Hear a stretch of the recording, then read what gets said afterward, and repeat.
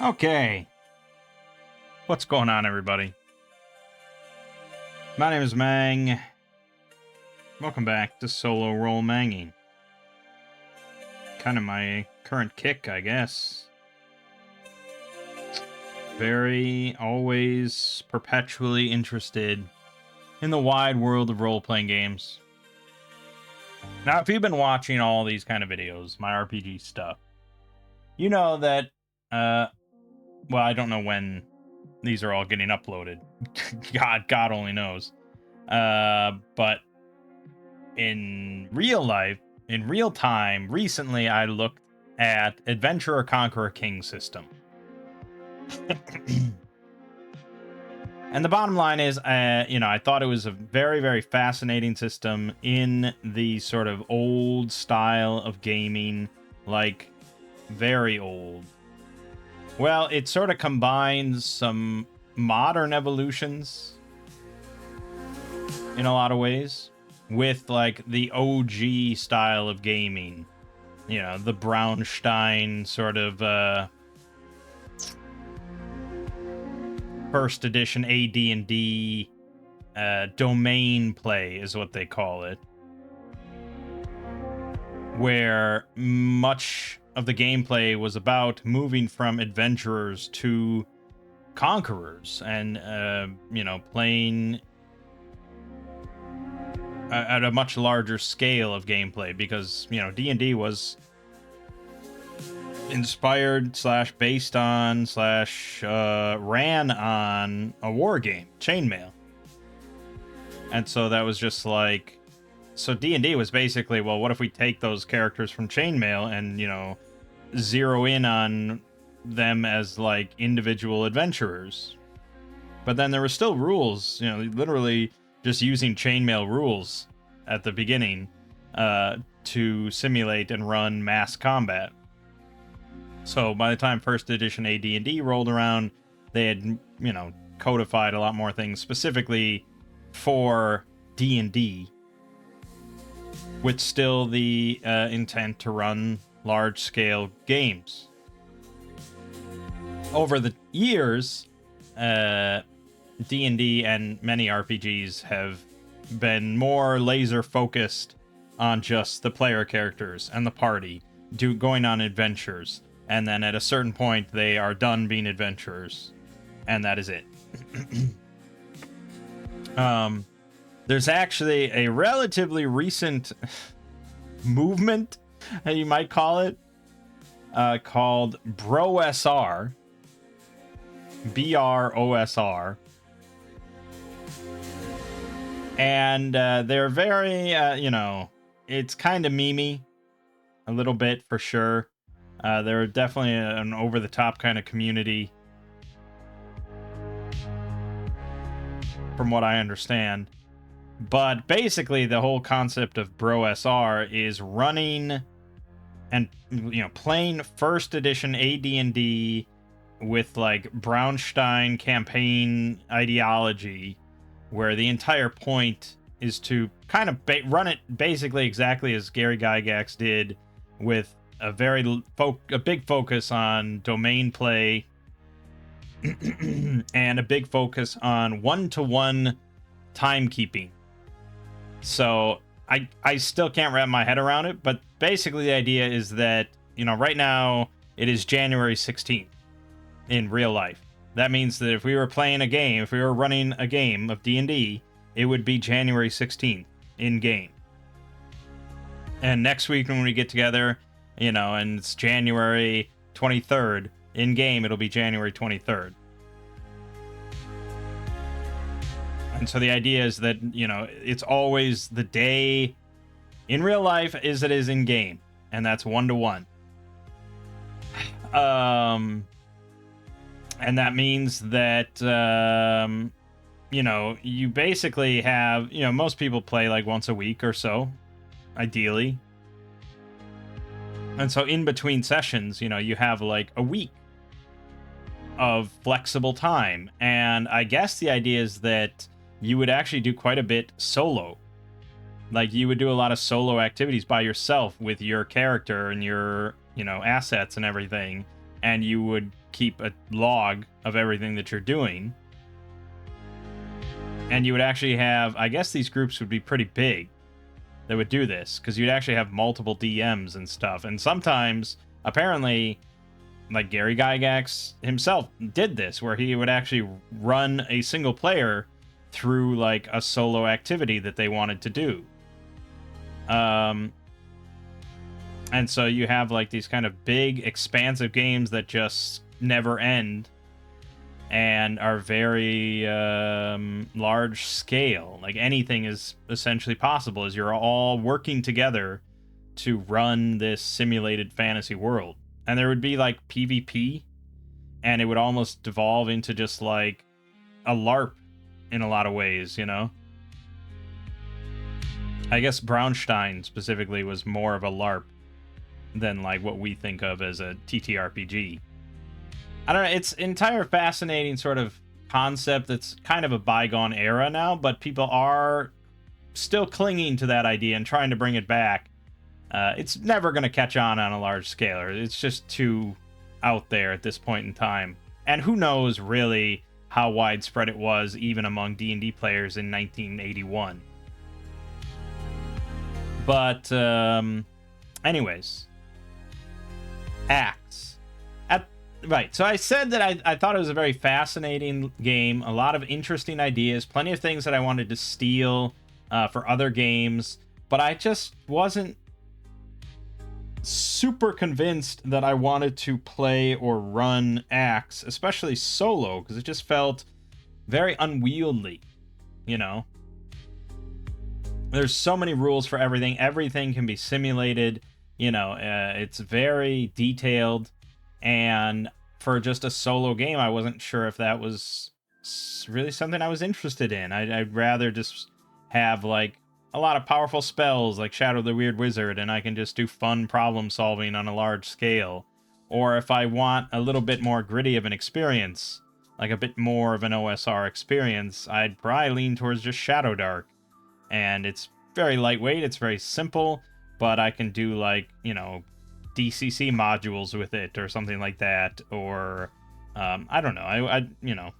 I'd certainly lean more towards Weird Wizard just because I like high-powered spells and stuff. And yet, here we are, because I just couldn't really get ACKS out of my head. There's something so utterly fascinating about it, and just so utterly fascinating about this style of play, of starting as low-level scrubs, you know, level 1, 4 hit points, just like, you know, without a penny to your name, basically, trying to go into dungeons out of necessity just because, you know, your characters are either trying to defend something they care about or they have lofty aspirations. And so they're going into a suicidal situation and have to rely on their cleverness and rather than being superheroes, you know? And then that leads, ideally, eventually, to you owning property and hiring men, and being in charge of a platoon or something like that, and building a fort and becoming a known, important figure in the region, in the world.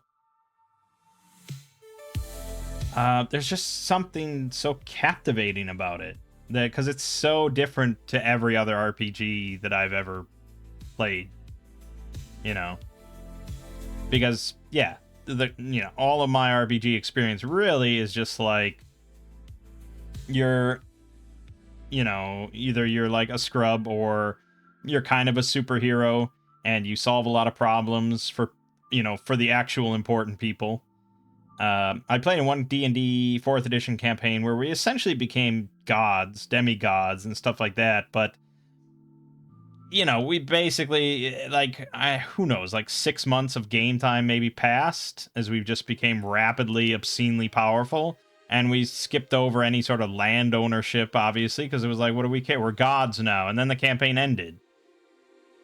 And, I still don't think ACKS is, you know, for everybody. I still don't think everyone is going to get into this sort of concept and enjoy it and be invested in doing all the things here and following it all. There are just beer and pretzel kind of gamers that want to just sit down and play something more akin to a board game, or they just want to get up to some funny hijinks or something. They don't want to lose their character, blah, blah, blah. But, I don't know. I think I personally feel that everyone should try tabletop RPGs at least once in their life. Like, pretty much everyone. There's very little reason not to try it at some point in your life. Especially if you have a group, or if you know people that do play it, and you could just easily, inquire about it and be invited or something like that. Like, there's zero reason you shouldn't try. But maybe I'm leaning towards the idea that you also should try something like this, or at least something in the OSR. If all you're familiar with is like D&D 5th edition or Pathfinder or something, yeah, I think probably you should try, if not ACKS, and if not doing like domain play and investing that huge amount of time and everything like that, but at least something in the OSR that's just a very different style of play. And so I was looking at the judge's journal here, which has a bunch of advice and information and thoughts about DMing and RPGs, TTRPGs. And so, it starts by talking about why they call it a judge in this game instead of a DM or a GM or any of the other numerous titles that have been attributed to a DM. Like the storyteller. That's definitely. I think. No, Shadow of the Weird Wizard calls it a sage. I don't know what Demon Lord called it, but yeah, storyteller. It's a name that suggests that your primary role will be telling a story, and this mantra created an entire generation of gamers who viewed their chief job as playwright and stage director. Let me get a better view here. At worst, entire groups... the result, at best, melodramatic amateur theater. At worst, entire groups turned off by a not game with no rules. This situation has been worsened by the rise of shows like Critical Role, which are enjoyed as stories by their fans and which create an expectation of a narrative experience rather than an interactive one. Storytelling is indeed a function of the Game Master, and it's the one many people think they are signing up to fill, but it's actually just one of several functions, and in ACKS at least, it is the least important.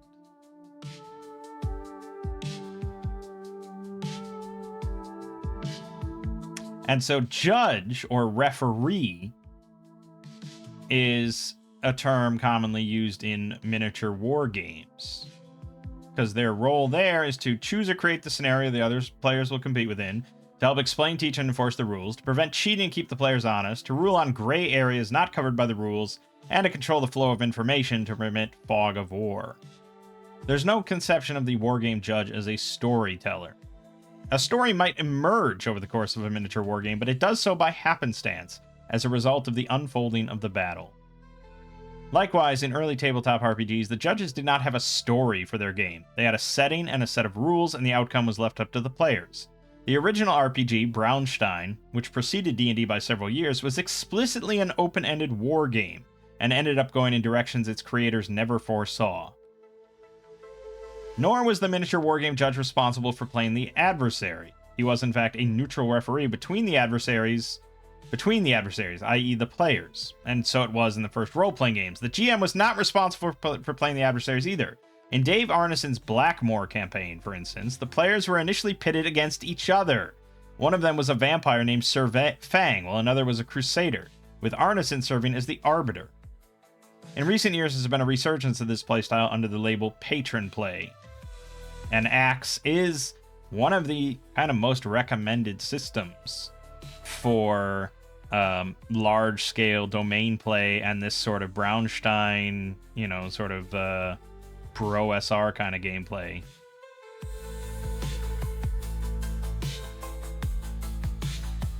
So, yeah, this is a very big headline that probably shocking to some people, but it is not the GM's job to make sure that people have fun. And that's something that really eats away at me a little bit as the DM for my family. My family is, they're clueless most of the time. They barely know the rules. They don't really know what they all want out of playing an RPG. And so I often feel like I'm corralling them, and it's my job to ensure that they all have a fun time. But it's not. It's really not. And I have told them that, actually, that it is not my job to tell them a good story and to ensure that they have fun. I'm not sure they believe me when I say that, though. It is not our job to make sure everyone has fun. Because you can't really be in control of that. There might be other outside factors that affect how they had fun. If they had a rough day at work, or their dice are just being shitty on them, or things like that. Or if they're just not as good at the game. What you should feel responsible for doing is creating an environment in which everyone could have fun.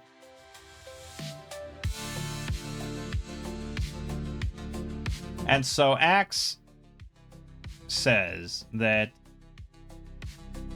to do that, you have to foster an environment in which everyone has the agency to have fun.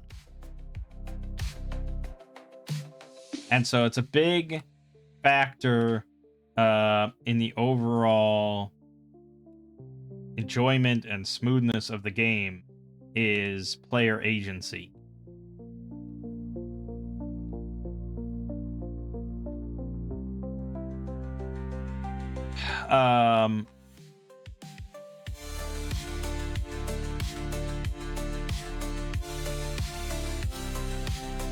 And so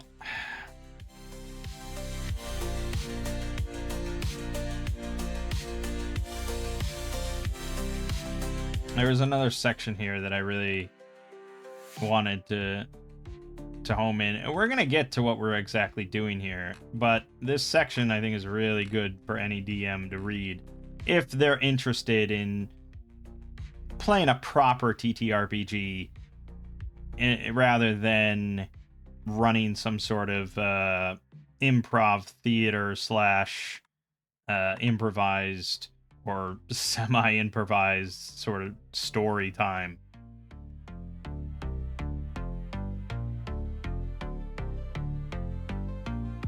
I don't know. Where was that other section that I was thinking of?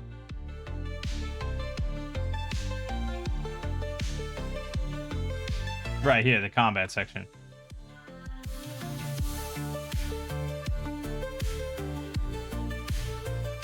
Alright, so when running lengthy and complex activities, it's easy to lose your player's attention. Concentration is hard, and the lure of munchies, doodling, or even worse, mobile phones is strong. Every player is continuously tuned into the radio station Whiny FM, or What's in It for Me.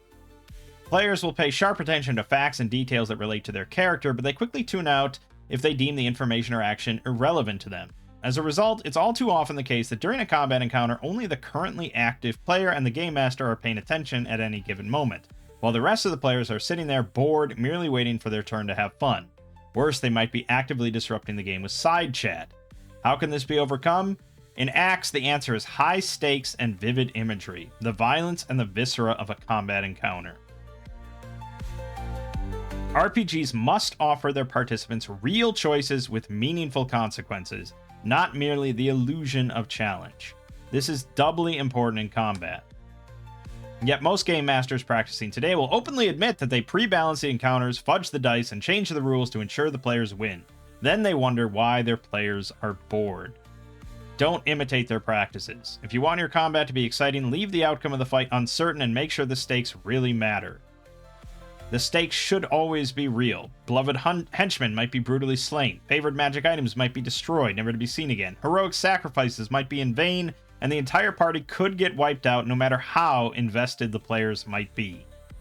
In my own Orin Empire campaign, nearly everyone was slain in a penultimate fight against the arch-villain in the 67th session, leaving the survivors thirsty for climactic revenge. Most RPGs have gravitated towards removing all the actual risk from the game in the interest of allowing the players to experience an ongoing narrative with some certainty that they will see its finish. Loss and death are considered not fun and excluded from the gaming experience. The trend towards reducing the risk of permanent loss accelerated thereafter.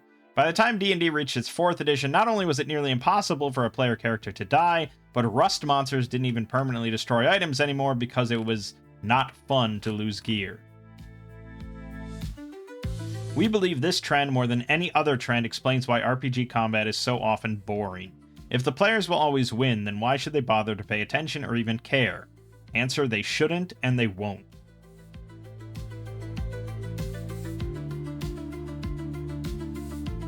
Not every combat must put the entire party at risk of being slain. But, players need to be able to make choices that can lead to easy wins too. What they're saying is that every combat should put the entire party at the risk of losing whatever should be at risk of loss in the game world. So this is, the lowest level strategic position. If you encounter goblin scouts and you don't kill them quickly enough, they might sound the alarm. You lose strategic position.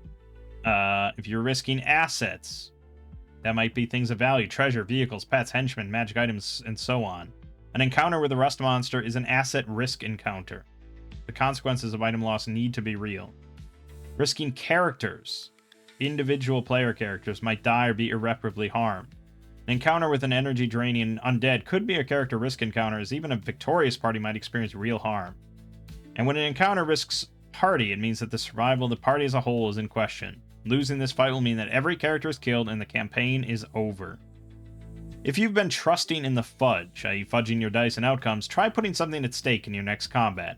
It doesn't take much to get the players to sit up straight and get involved in the combat. The moment they realize they could lose something, they start to pay attention, and if they realize they could lose everything, the increase in intensity is palpable.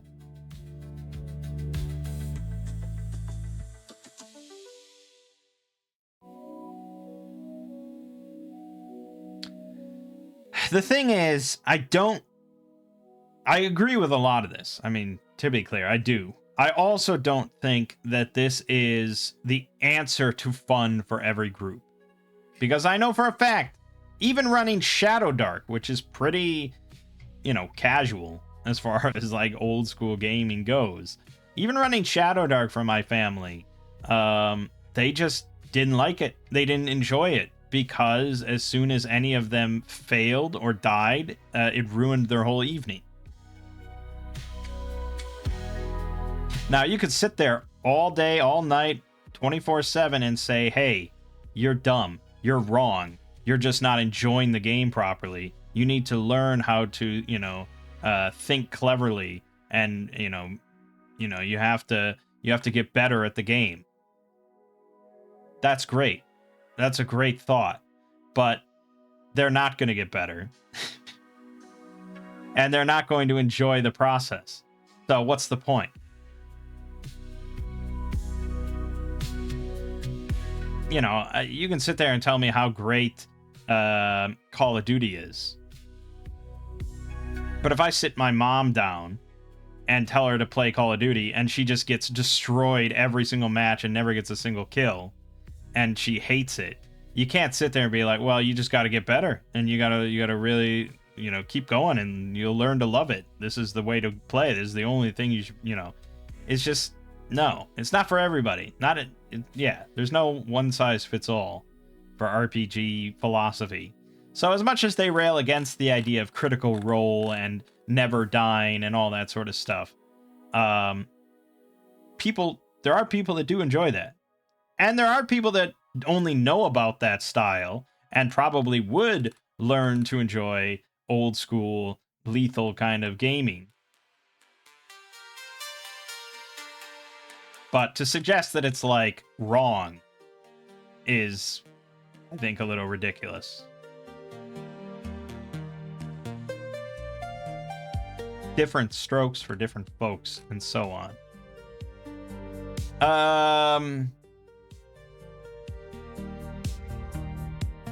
Yeah, I haven't read this whole section. I just was skimming and I saw a few things, and I think, I think there is a lot of good thoughts here, good advice here, and all that sort of stuff.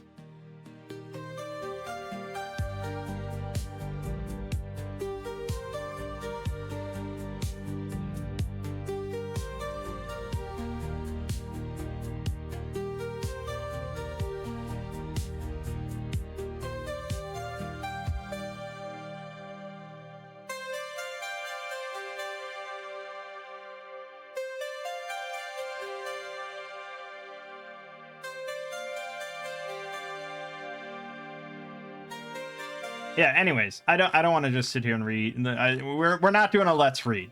And we're already 26 minutes into this, and all we've done is read. So, anyways, the point is, of all of this sort of stuff,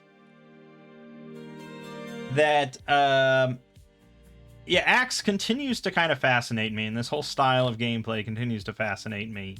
And so I just want to try it. I just want to try a solo game of this and just see how it goes, see how it develops, and all that sort of stuff. One of my big issues of what kind of turned me off was when we actually tried running some mock combats with ACKS, and I was like, this feels really kind of slow and sort of clunky. And that seems to not be the intent. So I wasn't quite sure, and I said that part of that was just due to being unfamiliar and having to look up all the rules and blah blah blah, and that goes for any sort of, heavier system of any kind. So that's what, we'll cross that hurdle. The other thing that I really didn't like was re-rolling initiative every round. And I said maybe there's like a Foundry, module or something for ACKS. And sure enough, there is. It's being worked on. It's not final. It's not finalized or anything like that. It doesn't have all the content in it. And it doesn't have every feature that I might want in it. But you can make characters in there, and it does do like initiative for you. And so every round it'll reroll all the initiatives of all the combatants automatically. And that was the main thing I wanted. So initially I was like, I don't know about this re-rolling every round. And there is an optional rule in the judge's book to just roll initiative once at the start of combat, and that's it. But I do kind of think that it is interesting to re-roll every round, because it just kind of represents the chaos of a battlefield, and you're never quite sure what's going to happen from round to round, who's going to go first, especially if you're casting a spell or something. It's and it makes like readied actions pretty important, because if you can ready an action on your turn with a trigger, and you're not sure when that's going to go off, but like if you ready an action to attack somebody that approaches you, that kind of guarantees that you can sit there and wait for them to come to you, rather than hoping that you go before them or something, anything like that. So anyways, so we have Foundry, we've got this here, and we'll be using that for probably dungeon maps and combat and stuff. Probably, hopefully not all combat, and hopefully we don't get into that much combat, but there's going to be some. You can't be adventurers really without it. And it's going to happen. So we got Foundry there. And we also have a Worldographer here. The Hex Generator. This is, I guess a relatively older program, but it continually gets updated. This is the 2025 beta. And I guess it used to be called Hexographer, and now they've changed it to Worldographer, because it also includes options for generating cities and towns and dungeons and cosmic maps and stuff. It's like everything all in one. And so this is what I was using to generate the hex crawl for my family's campaign, which is right here. This is what they're working off of. Now, this is not the player map. They don't get to see all this because they don't know about all this. They've only explored a very little section here. But, yeah, it's good. It's good. It feels old school, but it's very easy to read and visible and just works. So, we are going to generate a map, but we're going to start in a similar way as my players there, where we really just know, like, our starting hexes right in the middle of the map.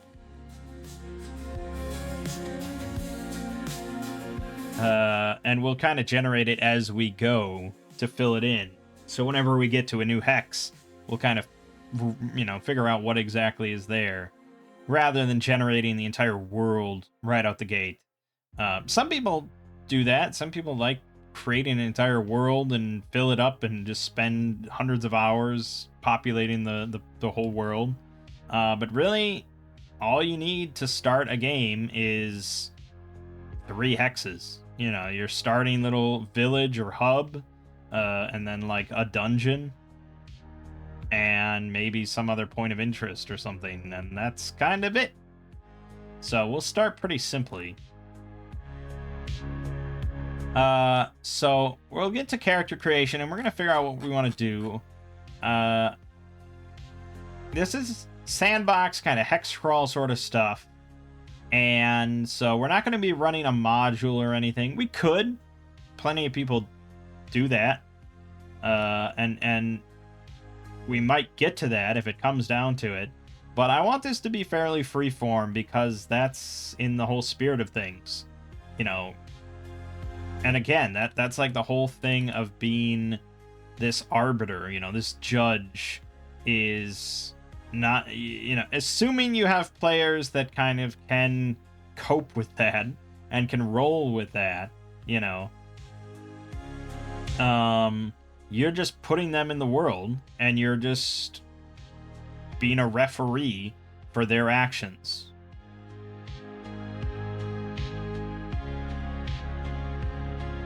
And again, in the old ways, you didn't really influence much of what they're doing. I think a lot of people have issue with that concept, and a lot of people are very terrified of their players going off and doing something that they're just completely unprepared for. But that's why a hex crawl is pretty good, because everything is very distance oriented. Players can only travel so far, you know. And I don't know, in general, I think it's rare for players to just be like, we're gonna get on our horses and we're just gonna ride east as far as we fucking can, and hopefully, you know, we're gonna just ride and we're gonna spend 3 months riding. You know, it's like, that doesn't really happen. And part of that, you know, is kind of ensuring before you even start, like, I guess, like, what you're, I don't know, you know, they're nowadays people are a big proponent of session zeros, where you sort of figure out what everyone is doing, what their characters are interested in, what the players are interested in doing, blah blah blah, and then you put them in the hex crawl or something like that, and you've populated the immediate area with multiple things that could be of interest, or, you know, you note where the big towns are nearby. I mean, yeah. But also, I think you just kind of have to be comfortable with improvising some stuff. So, let's go to the section on... Well, let's go to setting, I suppose. Let's just start looking at this for their suggested info on creating a whole campaign. Construction. Settings. So, the ACKS, you know, as I said, does have its default setting, the Oran Empire.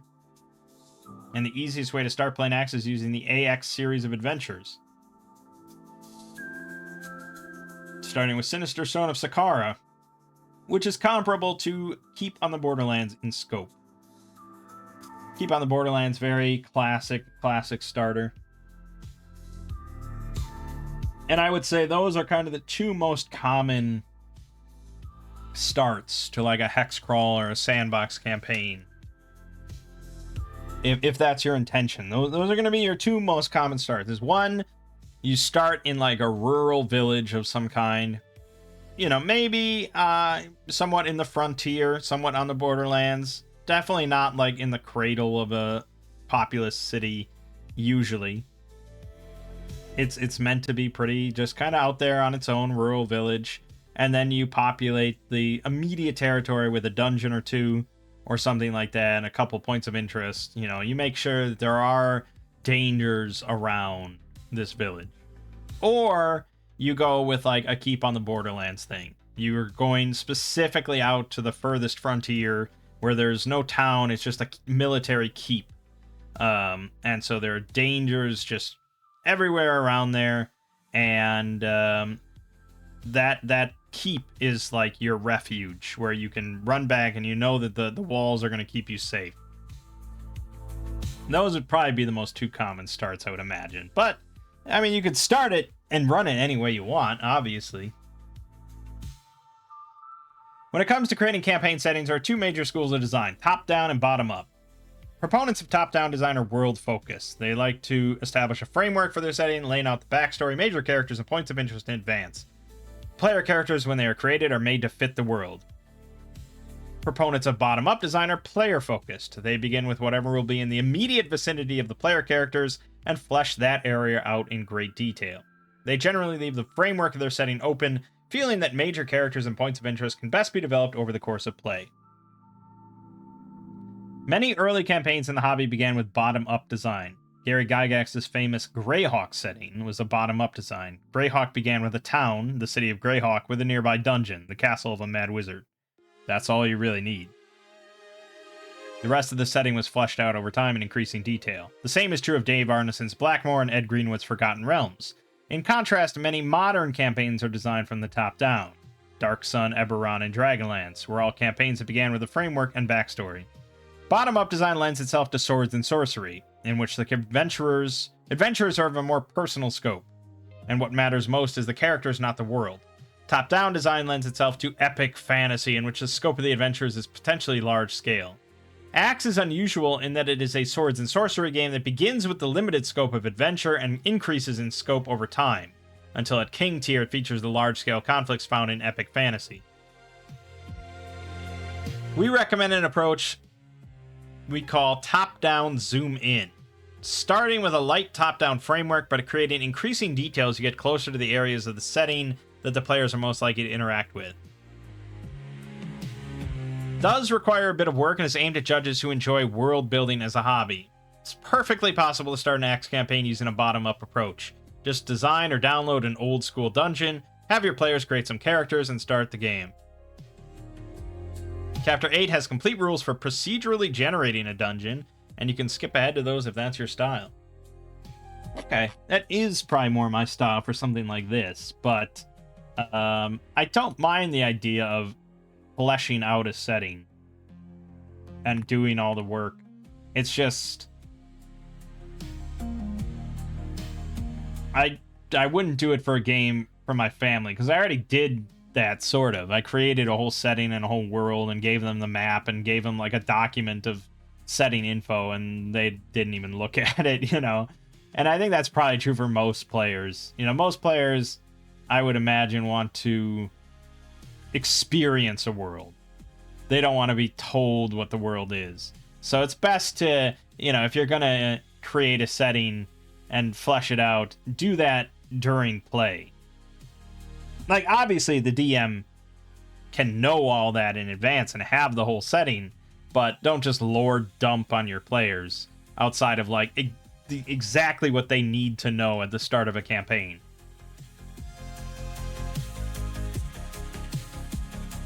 You know, the big sort of oddities or anything that really is just different than standard fantasy.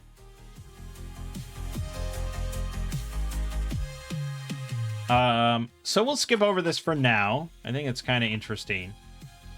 But we're not really interested in doing that and creating a timeline and writing a primer and create area concept the starting region.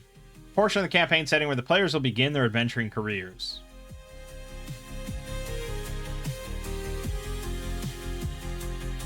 An area concept describing the starting region. Yeah, okay. Requirements of the starting region. Starting region should be at the border of law and chaos. Starting region should be a borderlands, frontier, colony, or similar area that can be loosely divided into 3 zones. A lawful zone, under the control of human and demi-human leaders, populated primarily by peasant and urban families. A chaotic zone, utterly in the control of monstrous forces such as beastmen, dragons, undead, and so on. These forces need not be organized, merely hostile to the inhabitants of the lawful zone. And then neutral zone, located at the border, with outposts of both law and chaos zigzagging across the zone.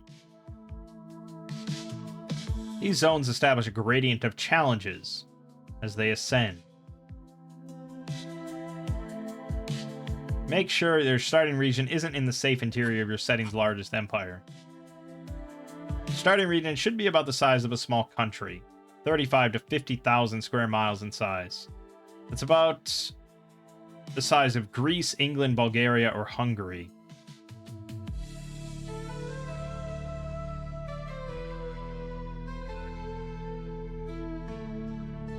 Okay. I think we're probably in that ballpark with this sort of map.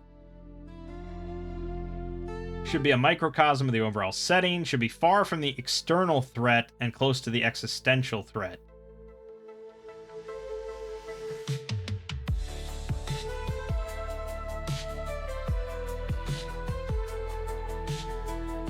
Okay. A lot of high concepts here. But there you go, there's a map.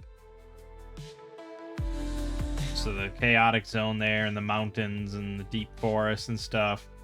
The lawful zone over here that's safe and controlled. And then the neutral zone where they kind of intermingle.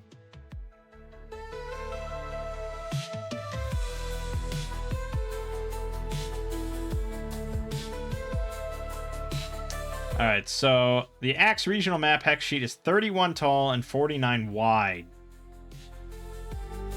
So ours is actually much smaller than that. Ours is 12 by 12.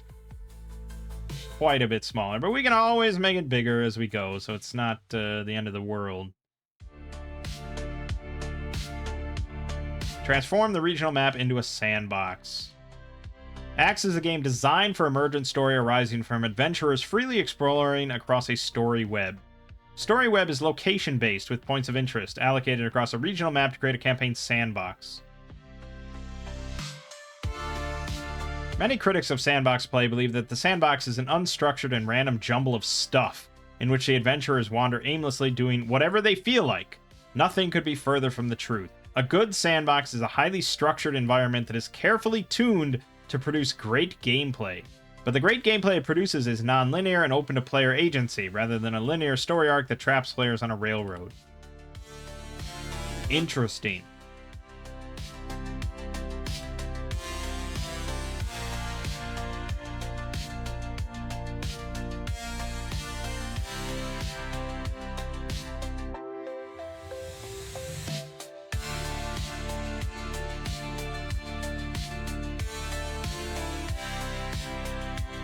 We start by placing the cities, towns, and fortified structures in the region. Place 11 to 15 strongholds, such as border forts and watchtowers along the axis of your neutral zone. Place the largest urban settlement for the region near the center of the lawful zone. Place another 4 to 6 smaller urban settlements in a loose ring around the capital city at a distance of 6 to 18 hexes away. Place another 6 to 10 strongholds, such as castles, forts, keeps, and towers around the urban settlements and behind the border strongholds. These should end up about 5 to 8 hexes from each other point of interest.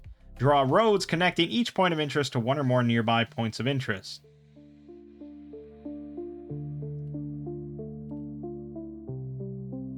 Okay, so now we see much more inhabited map here with different names and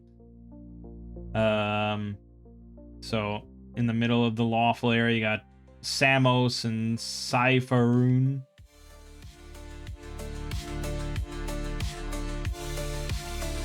This is a lot, actually. I mean, if we look at the one that I just randomly slapped together with no real thoughts for my family to play in, you know, these are 6 mile hexes.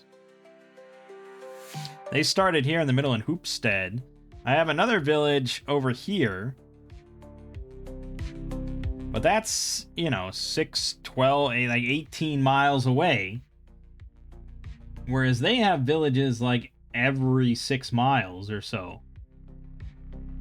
Like, there's a village in the lawful area here, practically in every hex almost. And then they have a keep. They have keeps and forts and stuff in the neutral zone pretty much every hex.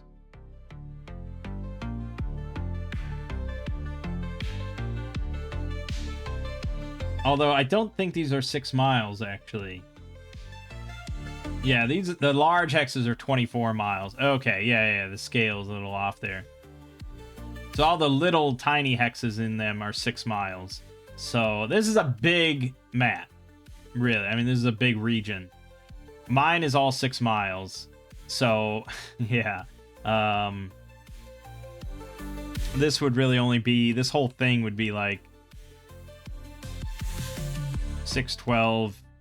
okay, so like this would be 20... So this would be like 3 of those hexes across and 3 vertically. So my whole map here would be like this corner, essentially.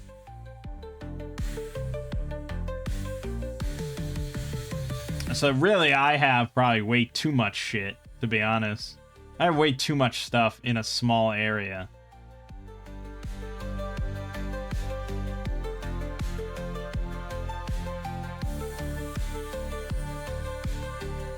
But that's not even points of interest and, you know, dungeons and landmarks and layers and shit like that.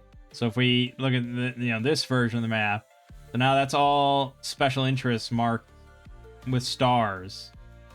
So that's quite a bit more.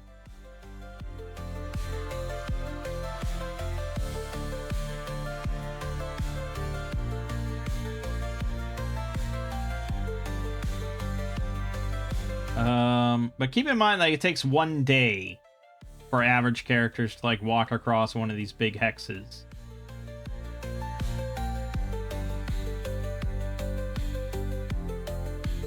So, like, in the last session for me, they went from Hoopstead over to the Stargazer Tower. So, that took them, like... That took them, like, a day, pretty much, of walking. And that's pretty much how far apart most of these points of interest are. So it's not that ridiculous. Mine's probably a little too populated, because I kept slapping down more modules that I want to run. But it's not insanely far off. And then here's the list of all the dungeons and layers and stuff.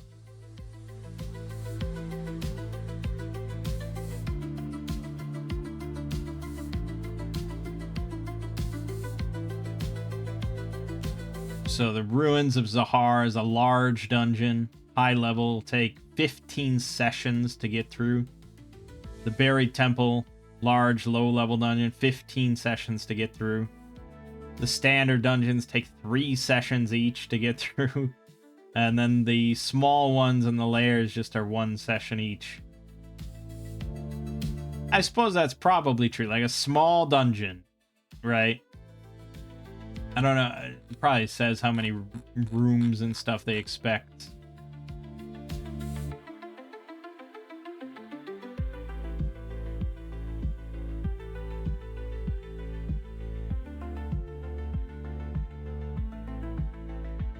Here you go. Small dungeon is 2 to 10 rooms, usually on 1 level. Take 1 session or less to complete. A lair might range from a den in a tree to a village, but it's characterized by featuring 1 type of monster in its native habitat. Most of them take 1 session or even just 1 encounter. Standard dungeon is 15 to 25 rooms spread across 1 or 2 levels, and that takes about 3 sessions. Large is 60 to 120 rooms, spread across 1 to 3 levels. 8 to 15 sessions. And then a mega dungeon is hundreds of rooms spread across a number of levels. Some are ever expanding and cannot be completed, but take 40 to 80 sessions otherwise. Yeah. I have never in my life ever played a dungeon that took more than a session. Maybe a session and a half. But you know, back when I used to play, we rarely ever did dungeons. Because my DM was always very, like, I don't know, kind of freeform. We always did very sandbox stuff. And I didn't really like going into dungeons because I felt like it was mostly just combat. You know, like we were playing 4th edition D&D for a long time. Like, it was going to be combat. There weren't too many other options there. And so I was like, well, why would I do that when we can just be in, like, a city or you know, do, like, more freeform, cool stuff, like build an airship.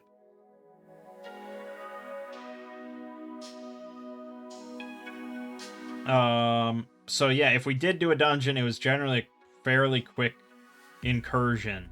So no, I can't really fathom spending like 8 sessions in a large dungeon, just going room to room to room to room. And then DMing for my family, like, they don't really care for dungeons. I think if they have to do a dungeon for more than one session, they get really kind of bored and upset with it. That it's not exciting enough, and they want to move on.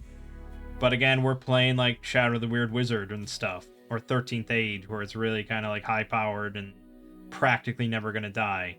So a dungeon is just like, again, it's just kind of like, it's combat for the most part. And not all my players really love combat. And maybe that's because it's not lethal enough, the stakes aren't real enough, they can't really die. But on the flip side, if they lost anything, they would be depressed and hate it. So, yeah, I don't know, it's really rocking a hard place. You're either bored or depressed. Welcome to RPGs.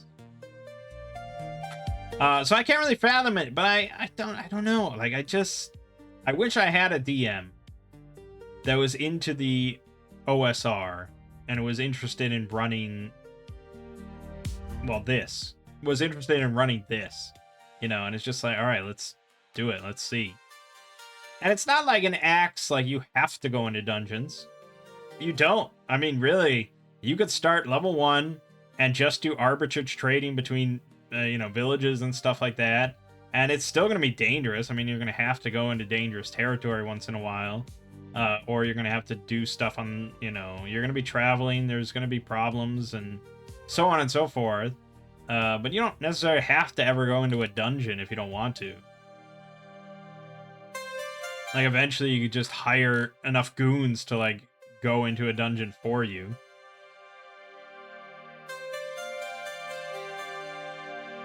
But then the DM might just have you play as the henchman going through the dungeon, and then it's like, okay, whatever. But then, hey, it's like, it's not like you're risking your character's life, you're just risking some nameless henchman.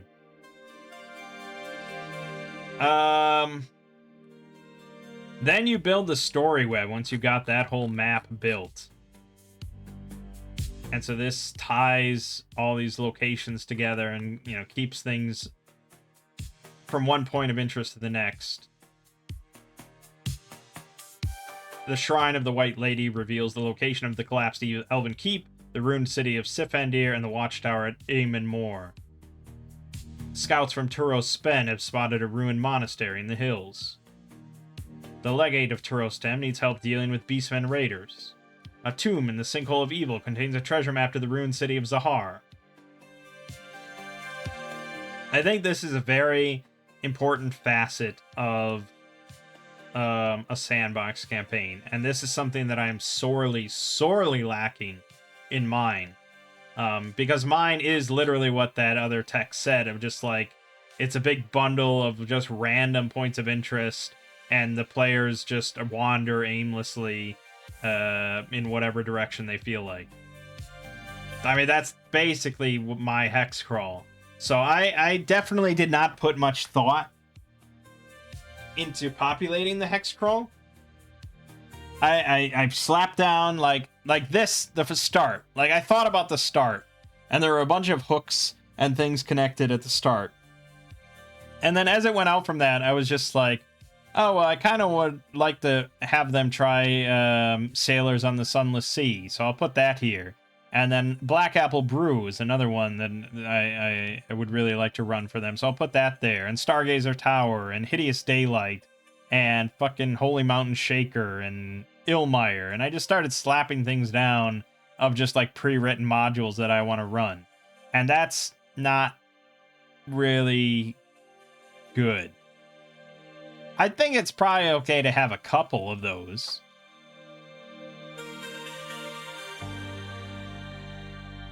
But compare my sort of just shitty module-filled random map to their concept here of just like, this is an interconnected world that you could play in for 90 sessions, you know?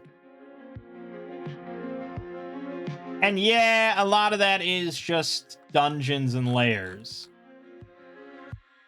because that's largely what the adventurer tier is about, is dungeons and lairs. Because that's generally where treasure is, and you need money. And so unless you're going to get into merchant trading and that kind of stuff, your adventurers need money, and it's not just going to be sitting around on the road. It's going to be in dangerous locations. And that's typically dungeons. It doesn't necessarily have to be an underground location, but they often are, because they're, you know, they're out of the way. They're out of visible sight. They're not just a big, like, temple or something that could relatively easily be looted, you know, or something like that. Dungeons are the standard route for, like, dangerous treasure locations.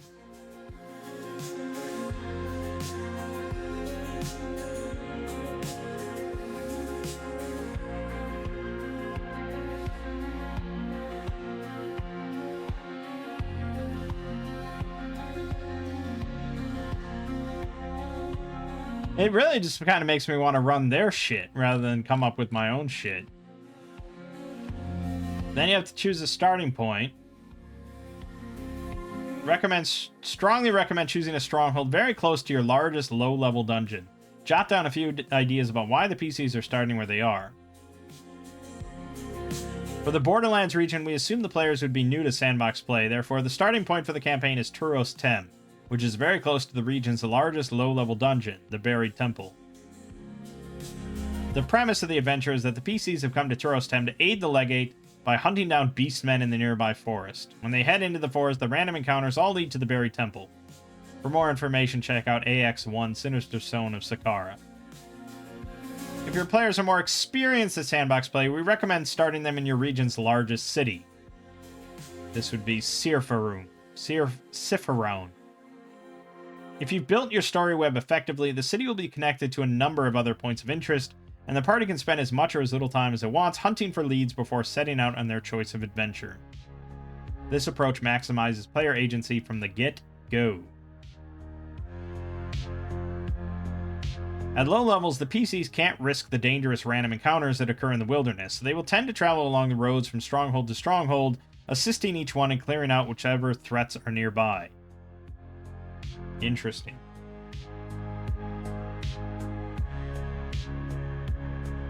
When they reach a certain level of experience, they will begin to go out into the wilderness, knowing they can now handle random encounters.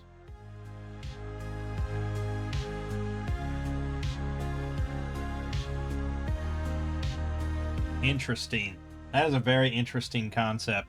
As their power peaks, they will begin conducting expeditions deep into the chaotic zone, perhaps capturing or building strongholds along the way to use as staging points for deeper forays into harder challenges.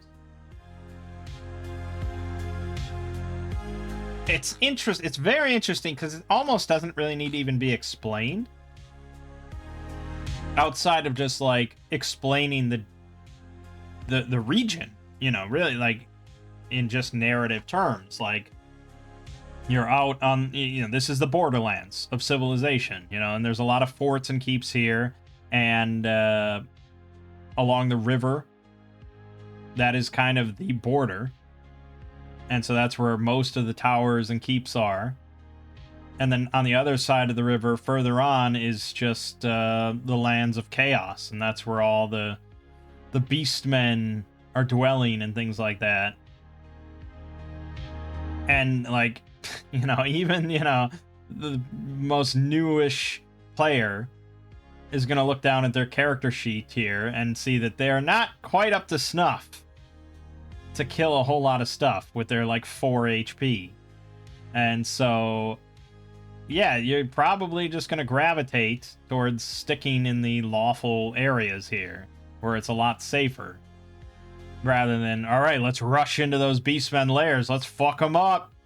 And if they are like that, they're going to learn real fucking fast, right? They're going to learn real fast what it means to have 4 HP. So,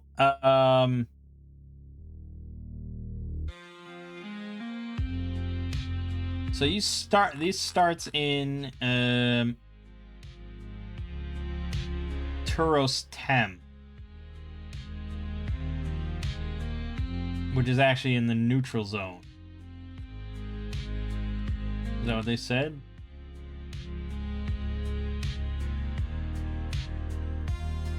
Yeah, Turos Tem, which is right next to the buried lair. Right here.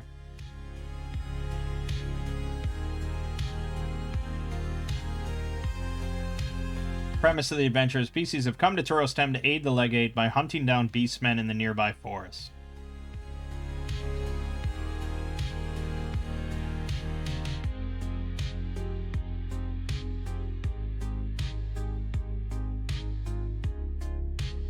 Yeah, so you're not just, yeah, you're not just going to start wandering into the wilderness, you know, at level 1. It's just too ridiculous. The roads are safer. And so, you know, you just are going from these different strongholds, because the strongholds are safe, the walls are safe and comforting, and you're figuring out, you know, where there are threats, where there are dangers, because where there are dangers, there are treasure. That's just a core rule of D&D. Interesting. I know this wasn't supposed to be like a let's read, but it kind of is that for now. Because I'm trying to figure out exactly how I want to... Maybe we should start with a module, because really, what else am I going to do?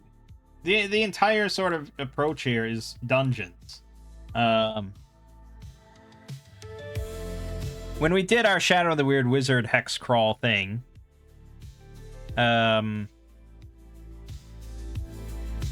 you know, we didn't really do any dungeons for quite a while, because I wanted to flex my magic spells and stuff like that as much as I could. And so we had, like, the goblin and orc camps next to us.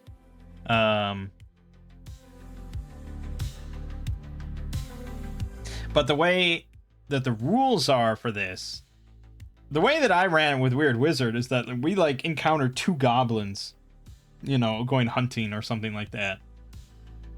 That would not be the case with the rules of ACKS. Because if we were to encounter a goblins here, they appear in groups of 2d4. It is certainly possible for it to be 2, but it's also very possible for it to be, on average, 5. And if I was going to roll with 2 characters against 5 goblins, I'd have to be very clever. Very, very clever. But the thing is, it's like, why a dungeon's not going to be any different, right? So maybe we do just run the starting adventure that they recommend.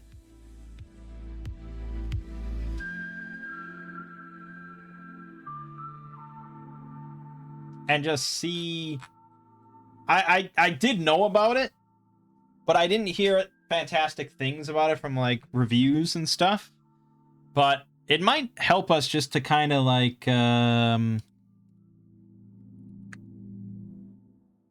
get started.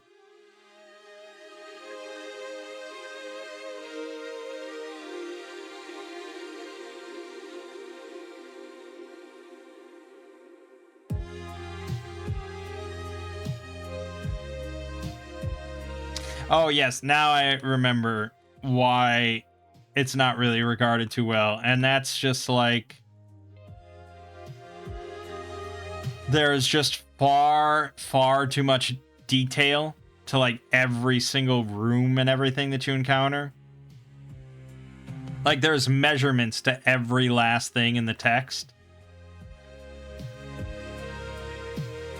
And so the whole thing is just like a nightmare to kind of parse when running it at a table. I don't know if that's going to bother us as much.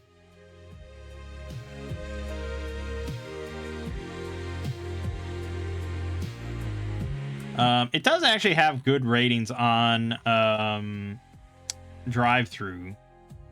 It's got 39 ratings and it's at a 4.7. So, yeah, it's rated decently well. It's just like the actual blog reviews I read were not too kind to it.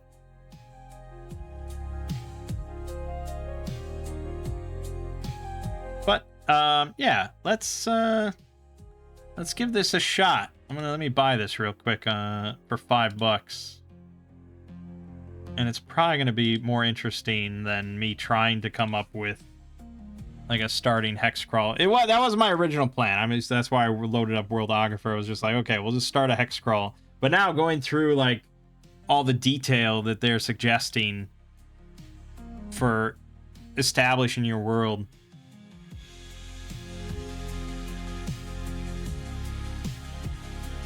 I may still do it just like off camera on my own. Just sit here for like a couple hours. But it sounds like a lot of work. Sounds like a lot of work when I could just like lift whatever they've already done. Okay, so let's see here.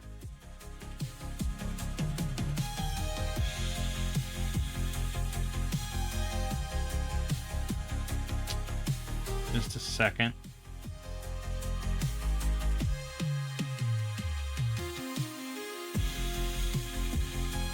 Alright, so we have the Sinister Stone of Sakkara here. Ready to play adventure for characters level 1 to 3. Perfect. And this is 80 pages, so it's definitely not a quick little jaunt. This is meant to be more than a few sessions.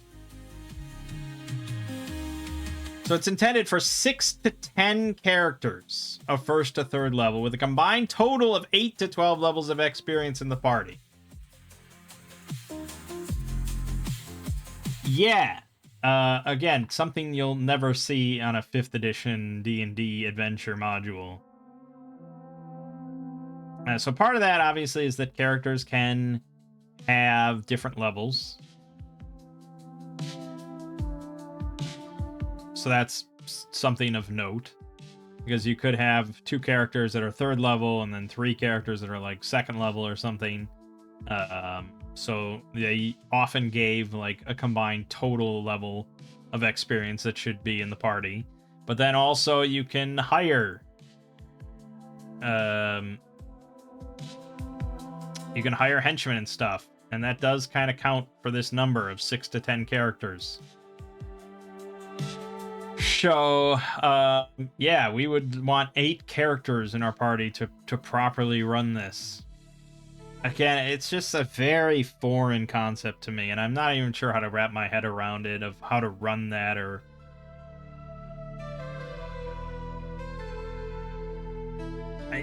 It's kind of tricky solo, and that's why I'm struggling to wrap my head around it.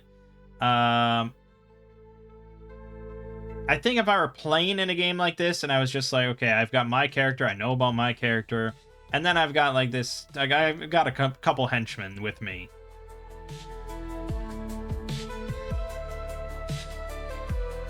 Like, I could understand managing all that and stuff, but I'm not really sure about DMing for a group of 10 characters and how exactly that all goes. Obviously, like, yeah, each player has to kind of manage their own henchmen. But it just seems wild. It just seems so wild.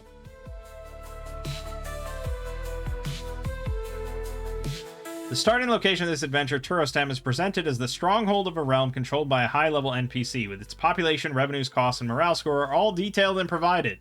The stronghold can serve as an example of what a moderately successful adventurer in your campaign might aspire to rule by mid-levels. And if your adventurers do end up in command of Turostem, or a domain like it, you will have a solid foundation to build on in your own campaign.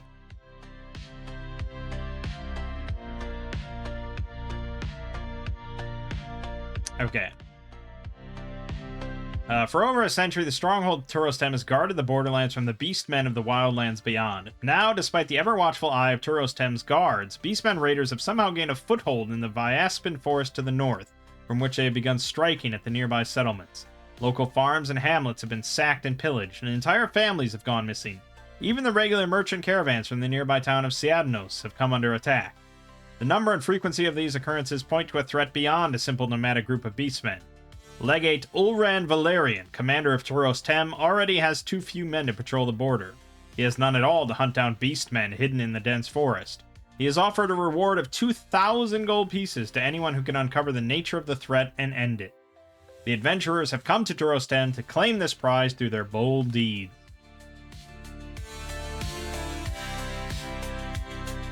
So, the default assumption is that you're coming here seeking fame and fortune. You want that money, you want the fame, you want to rule land and become bosses. But if your players need a little bit more than that, you could say you came from a village that was destroyed by beastmen while you were away, or some of your family has been kidnapped. Stuff like that. Then you have random rumor tables. Classic staple of old school modules. On a friendly reaction roll, an NPC in Turostem will share one rumor from the random rumor table. In addition, adventurers with lore mastery should begin play knowing one rumor themselves. So it's not just assumed that everybody gets one of these to start. Alright, here is Turostem. So...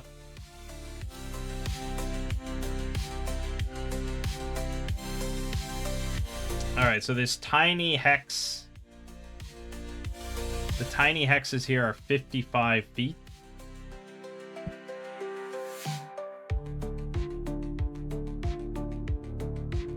And then this big hex, I guess, is 1,320 feet. I suppose that's correct, right?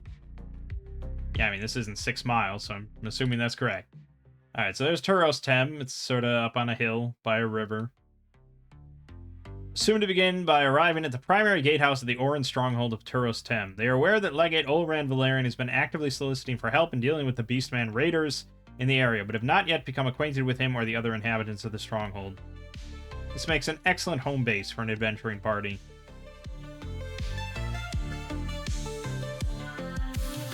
And then it gives you your history. Built 150 years ago by Tarkaun Ordarius the 11th. Ulcrius. Okay. Sits atop a sheer-walled 150 feet tall tor between the Chrysivore River and Vyaspen Forest, overlooking a 110-foot wide ford across the Chrysivore.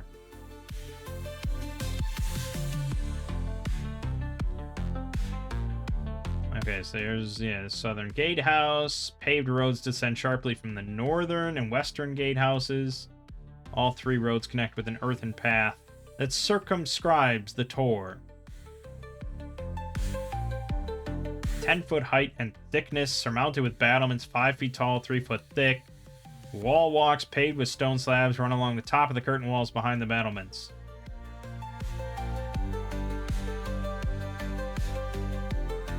Curtain walls enclose a 5-acre area of packed earth containing the dozen buildings that house the garrison. 9 through 20. Yep, so most of these buildings are just barracks. The small village nestles around the western edge of the tour. That's over here. Other than the inn and bathhouse, 23 and 24, the village's buildings are largely of half-timbered construction using oak frames infilled with wattlework with earthen floors. Like most villages which spring up around border forts, it's populated by a mix of camp followers, shopkeepers, craftsmen, merchants, prostitutes, and retired soldiers. Traders arrive here along the paved road from Syadnos and Turos Luin, typically staying just long enough to sell supplies to the fort, before departing along the northern road for Turos Aster. From Turos Tem, Legate Olran Valerian governs a legature of 29 6-mile hexes and 3,711 families, about 18,500 people. His personal domain includes Turos Tem and the adjoining village, plus hexes 1209, 1308, 1309, 1408, and 1409. 700 peasant families total.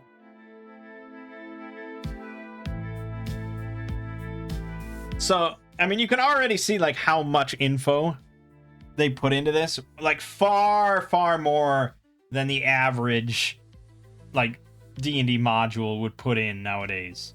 And that's because that's how ACKS is. ACKS is interested in having all that information. Because it might be relevant, depending on player actions and stuff like that. You know, and you get into larger scale gameplay, it does matter how many families are in your domain, and what buildings are constructed out of, and blah blah blah. And how many infantry and cavalry are in there, and blah blah blah. Tem and the other border forts were each meant to continuously house 2 companies of cavalry, 120 horse, and 4 companies of infantry, 480 troops, with the capacity to temporarily hold thousands of troops if needed. For over a century, the border remained well defended, but 2 years ago, most of the borderland legions were redeployed to fight in a war on the Empire's western borders. This has left Turos Tem and its sister forts dangerously under strength, should the Beastmen again become a serious threat. Though it has room to house 600 troops comfortably, Turos Tem is currently garrisoned by just 90 troops. 6 veteran cataphracts, 6 cataphracts, 18 horse archers, 15 veteran heavy infantry, 30 heavy infantry, 15 composite bowmen. The rest of the legate's troops are stationed in the various fortlets, watchtowers, and estates of his legature. Given 1 week to muster his vassal troops, the legate could field a total of 15 veteran cataphracts, 15 cataphracts, 30 horse archers, 30 veteran heavy infantry, 60 heavy infantry, and 30 composite bowmen. Given 3 weeks, the legate could field twice that number, still not enough to fill up the fort. Calling his vassals to Turos Tem would leave the rest of the legature almost entirely undefended, however, so the legate makes do with his small force. So, yeah, he is definitely undermanned, and this whole region is undermanned, which is part of the problem. Because they are mostly fighting in a war on the western borders. And again, like when you're doing domain play in this old school kind of style of play, large scale, big picture stuff, this is all stuff that could occur. This is all stuff that could happen.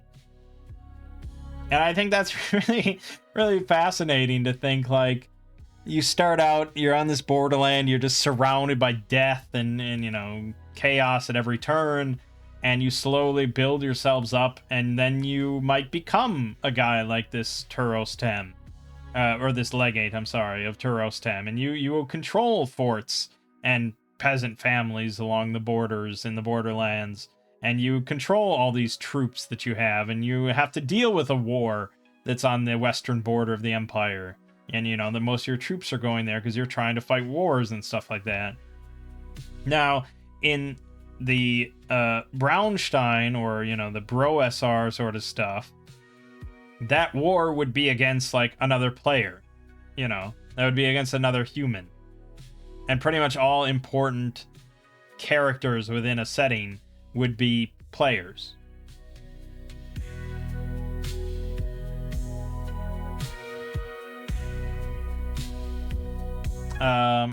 Yeah. So again, like, you'll rarely find a D&D module that mentions how many cataphracts and heavy infantry the legate of a fort you're in has.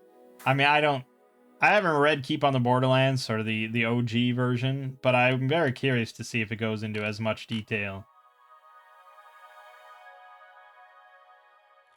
So then it goes into the buildings here. The gatehouse.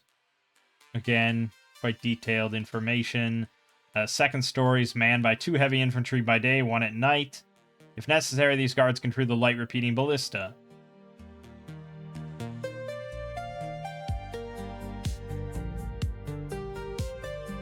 Yeah, again, I mean, all of this stuff might be a factor. And I think that's the thing with ACKS in general, is like, there's so much detail, there's so much information, there's so many rules for like everything, and just info. But it's more like you have it when you need it. And that's advice that I have seen from people talking about getting into ACKS and stuff, is just like, you don't need 90% of that information in the rulebook. Like, you can get the rulebook, you read all the way through it if you want, but most of that shit, like information about sieges, you don't need to know how a fucking siege works. You don't need to know siege mechanics when you're starting a campaign and blockading and, you know, all this sort of stuff. You don't need to know about army battles. You don't even really need to know about sea voyages and stuff. You need to know very little. Honestly, you don't even need to know about wilderness expeditions when you start. Because chances are, you know, you could very easily just start players at the entrance to a dungeon, like many D&D games or old school games. So all you really need to know is about how combat works and how dungeon delves work and the basic rules of that. But that's, yeah, so is it necessarily going to be incredibly important if you know that there's only 1 heavy infantry guy stationed at night on the 2nd story of the gatehouses, and there's a light repeating ballista there? No, maybe not. But if it comes up, it's nice, I think, to not have to like spitball or just like come up with it on the fly. It's like, oh, I know exactly what's up there, and I know exactly what their stats are and everything like that, and I know how they operate. They keep the gates open between dawn and dusk. If you approach peacefully with your weapon sheathed, there will be no issue. After dark, though, the gate's closed. And there's a reaction roll if you try to convince them to open it. And they might sound the alarm on your ass.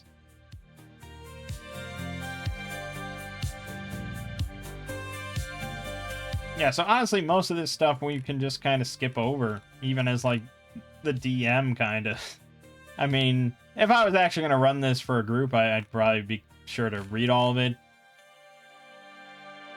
But for playing solo, really, like, right now, this doesn't matter at all.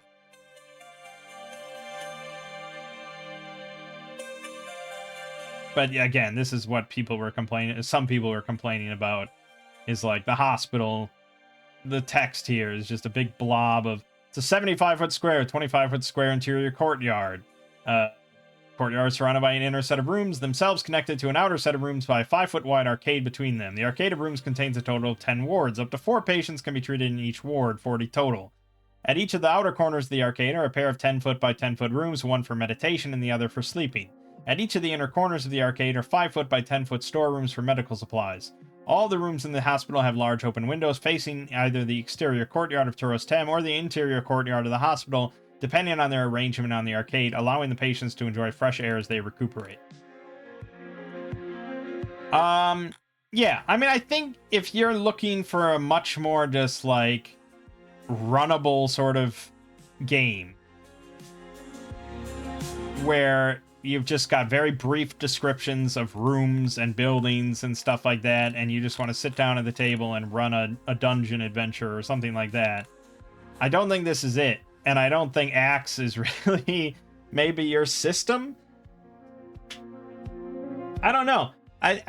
Again, people often say ACKS is the end-all be-all for OSR, and if you were going to do anything in the OSR sort of style of gameplay, this is what you should play. Obviously, that's very subjective, but I mean, they swear that even if you're not doing domain play of any kind, it's still just like a good old school kind of game. It's kind of like the perfection of it.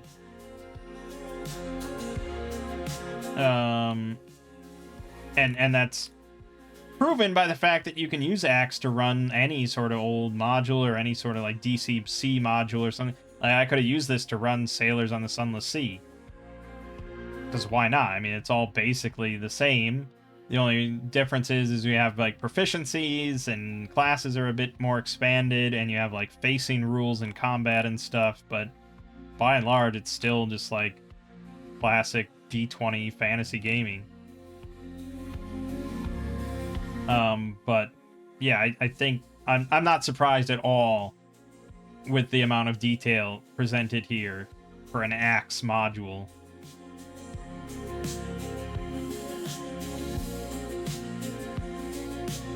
Despite the name, the granaries actually hold considerably more than just grain. They're built to hold 6,500 bales of hay, 3,500 bushels of grain, 440 barrels of smoked pork, 190 bags of dried lentils, 110 amphora of olive oil, 1,275 bricks of salt, and 1,350 wheels of smoked cheese, totaling 15,000 gold pieces of supplies each.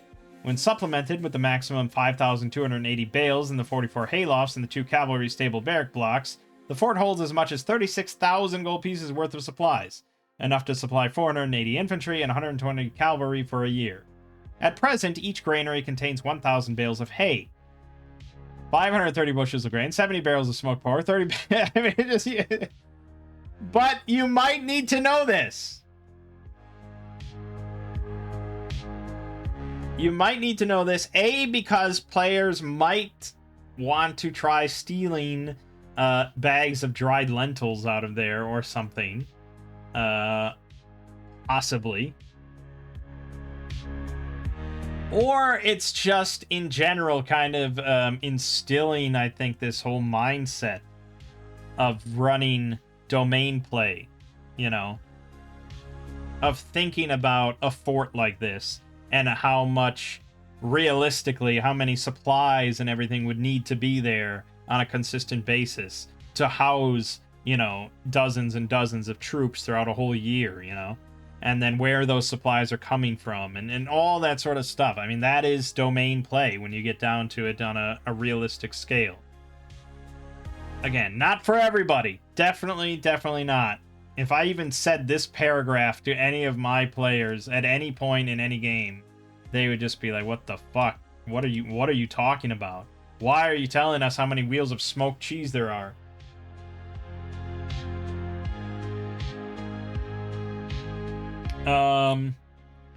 Yeah. So here's the infantry barracks.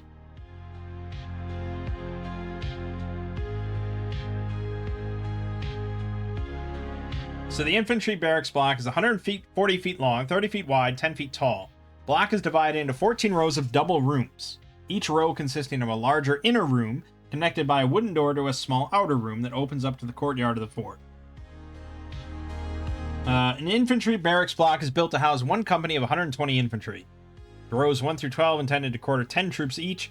Row 13 is set aside for the company's 4 subalterns, platoon commanders, and row 14 for the company's centurion, company commander. Due to the fort's depleted garrison, the barracks block is only half full. Rows 1 through 12 quarter just 5 troops each.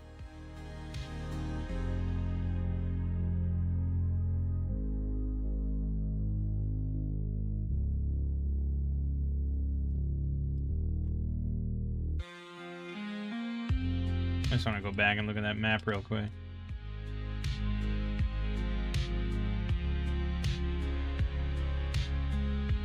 Okay.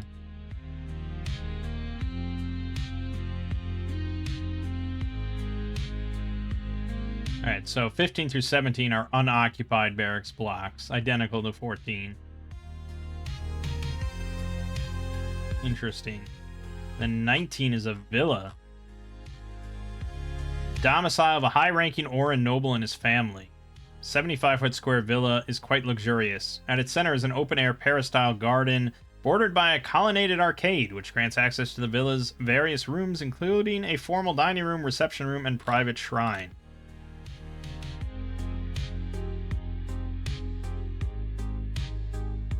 Again, just like everything, every detail here is meant to be realistic, you know? Everything is meant to be, or, you know, ideally accounted for, of all the different people that would live here, all the different people that would work here. You know, every servant has to have a bed, and, you know, it's when we make sure it's accounted for. All supplies that they would need to live here, it's all accounted for. And it goes through every fucking little room of this villa and stuff. Then you got a big table here for the Imperial Banquet table.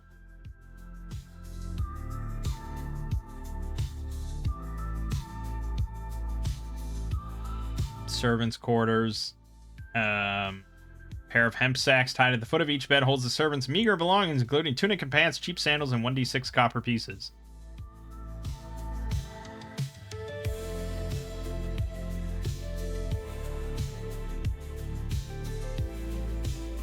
Again, like, I don't think it's necessary to, like, memorize all this information. It's more just like, okay, they're trying to get into the villa. They're trying to sneak into the villa. You should know, like, what kind of security is there, you know? And then you can kind of just go room to room depending on where they're going and stuff like that. Or, you know, it's certainly a lot to just, like, keep in your head, if that was your intention. And I don't think that's how they intend for you to run this kind of stuff. But it's just, you're not spitballing, you're not improvising as you go. Like, all the information is here.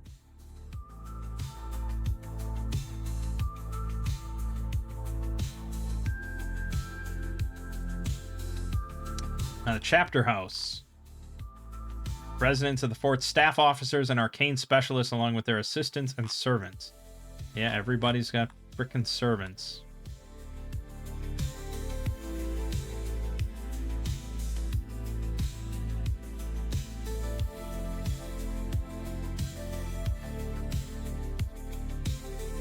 I do think, yeah, I mean, if you're gonna run this, you should read through this whole section. As dry as it might be.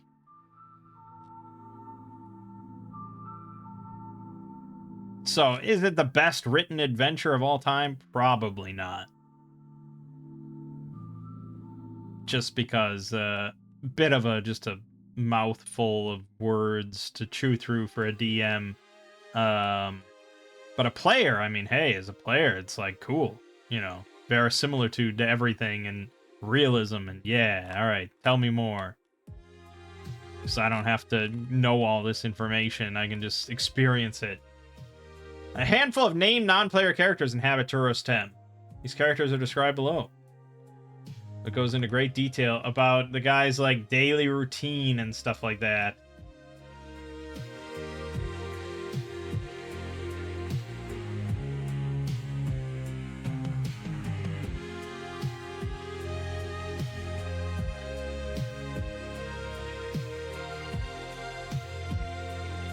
So if you chat with him for information or assistance and get a friendly result on the reaction roll, he gives you a scroll authorizing you to recruit volunteers at the parade ground.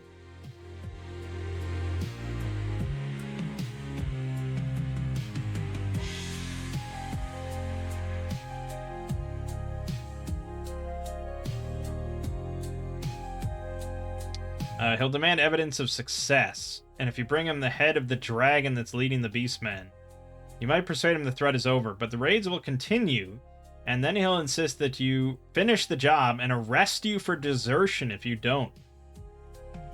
Nice. He's an 8th level fighter. Holy shit. This dude's a boss. Oh, man. 1d6 plus 7 damage, 35 hit points. He's got a sword plus 2.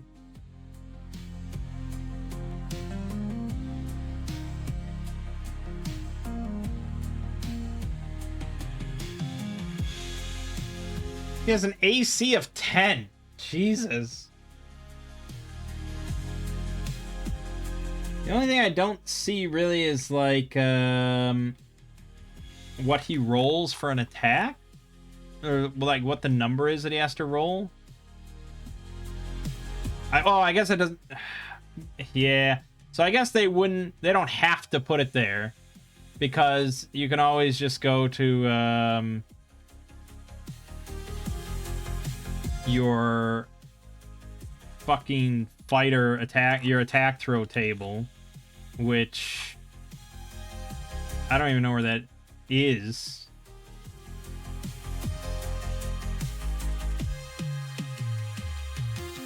Here. And I guess as the DM, you would always have this on hand. So you'd see that he's an 8th level fighter. And so, no. Fucking, no.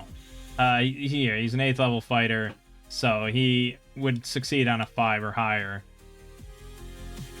That number probably could be here. If I'm being honest. And if I printed this out, I'd just write that in there. But he also has a sword +2, so really it's like a 3 or higher. Yikes, man. That dude will butcher you. All these characters.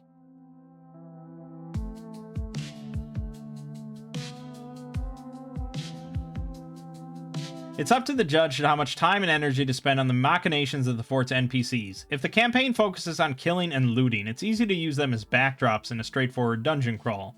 On the other hand, the hooks are there if the judge wants to spin plots worthy of HBO's Rome miniseries. The ambitious lady Selena Valerian will likely be at the center of such plots. It's easy to imagine her maneuvering to claim the adventurer's glory for her husband in the hopes that it earns him a promotion. Selena might hire some bandits to waylay the adventurers, then find some reason to get her husband out in the field towards Sakkara while the ambush is taking place, so that the legate becomes the hero. She might involve the thuggish subaltern Mithori in such a plot, given his relationship to Drusus. He'd be more than willing to waylay the characters. Or perhaps an offer of cash and a pardon conveyed through Mithori might persuade Drusus to betray the lady below, with the legate painted as the hero of the whole affair. Of course, Drusus and Mithori would have to be assassinated to close the loop on that. Yeah, so it's definitely up to the DM and sort of up to the players somewhat. How much involved these NPCs are all going to be. And how much there's a focal point of politics and role play and things like that. Yeah, I mean, I could see that. And then you have, okay, you have here the map of the region. So this is definitely zoomed in a lot compared to the other map we were looking at. So Turos Tem is right here. I know this is... Yeah. The Buried Temple is here. I don't know if that's the... I think that's the objective, right?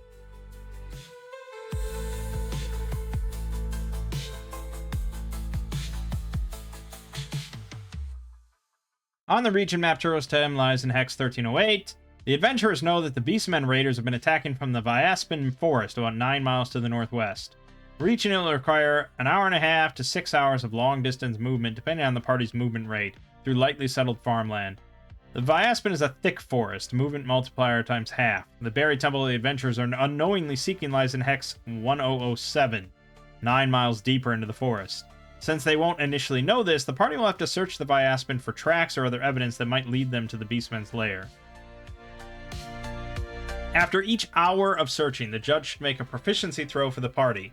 On a throw of 17+, or 13+ if the party contains an explorer, elven ranger, or character with tracking proficiency, the adventurers uncover tracks or evidence leading to the Buried Temple. Each hour, the judge should also make an encounter throw on 1d6. On a 6, the party has a wilderness encounter. Then roll 1d6 on the table below. Note that some wilderness encounters may lead the party to the Buried Temple without further searching. So it could be orc raiders. Group of 6 orcs lurking in the woods hoping to ambush peasants. On a positive reaction roll, the orcs will think the party are brigands coming to serve the lady below, and will even give directions to the Buried Temple if the party plays this up. The orcs have 3d6 SP and 2d6 GP each. Astute characters may note that the coins are antiques dating to the Zaharan era. Alright, so that's a very important thing, again, in the OSR tradition. I'm sure I've mentioned this a bunch of times by now. Random encounters, not necessarily instant combat.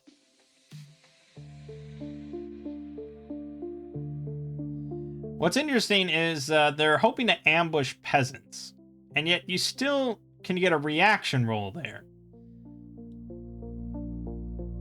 So you do the reaction roll no matter what. My question is, do you get to apply the charisma modifier of your face, you know? Because you roll on this table. The reaction roll is subject to a number of modifiers. The charisma adjustment of the party's face is usually added to the roll.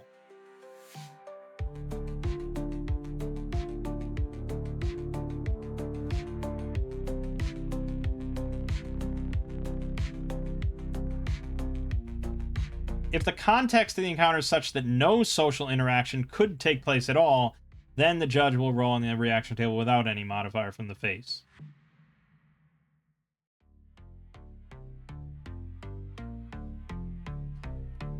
So yeah, I mean, if we are aware of each other, then yeah, obviously I would imagine the reaction roll with the modifier is going to take place. But if we're rolling and they're trying to ambush peasants, right? Actually, maybe I can find out.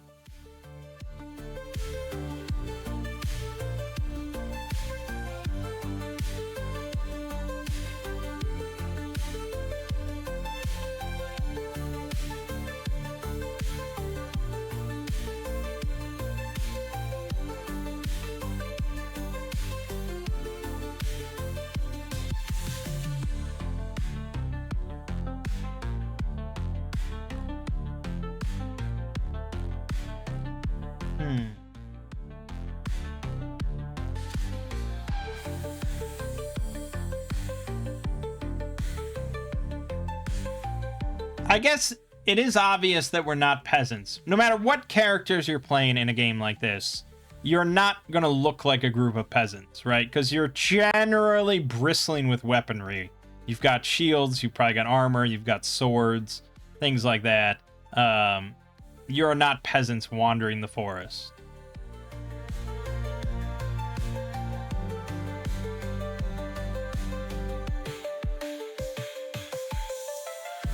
So I don't think that their intention is to just ambush you, right? Unless you roll on the reaction table and you get hostile, then they probably would want to ambush you, right?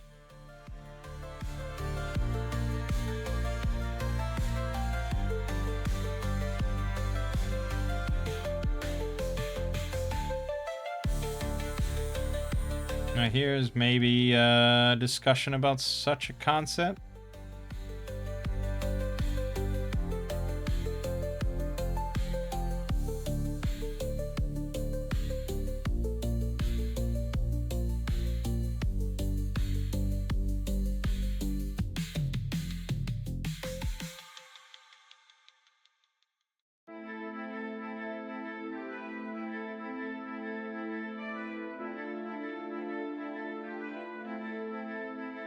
Roll surprise for the creature and for the party in secret. The creature gets surprised, the party doesn't. The creature is hidden, the party doesn't notice it. The party succeeds on surprise, and the creature succeeds. They both notice each other at the same time. Lastly, if the party succeeds and the creature fails, the party has noticed the creature, but the creature is unaware of the party. Then roll reaction for the creature. If the party is still unaware of the creature, you make this in secret and cannot be influenced by the party in any way. This is 100% the intended procedure raw. Rules as written. No need to guess. Yes, I suppose that is all correct, and I would probably agree with all that in theory. So first you determine if we notice each other based on the surprise rules, and then we would roll reaction either way, and that would determine whether you get the charisma bonus or not. Okay. This video is running pretty long, so I feel like we probably should make characters before we get into all this.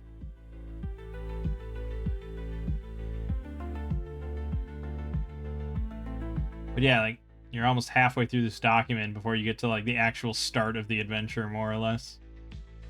Interesting. Okay, so let's make some characters.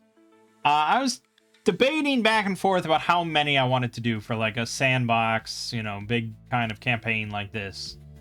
2, I feel, is just too little, without, you know, crazy abilities and spells like Weird Wizard. I lean towards 4 when it comes to OSR sort of stuff, because that's kind of the classic, like the classic foursome of like a fighter, cleric, mage, thief. But we're actually going to do things differently, because this is kind of a different whole idea, and we're going to go with 3. We're going to pretend that we have a 3-player group that I'm DMing for, which I actually played as part of a 3-player group for quite a long time. So, looking at the classes, what do we want for our 3?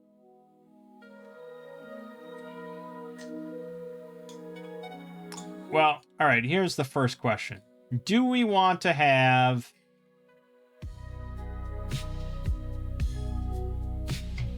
Do we want to just do core human classes?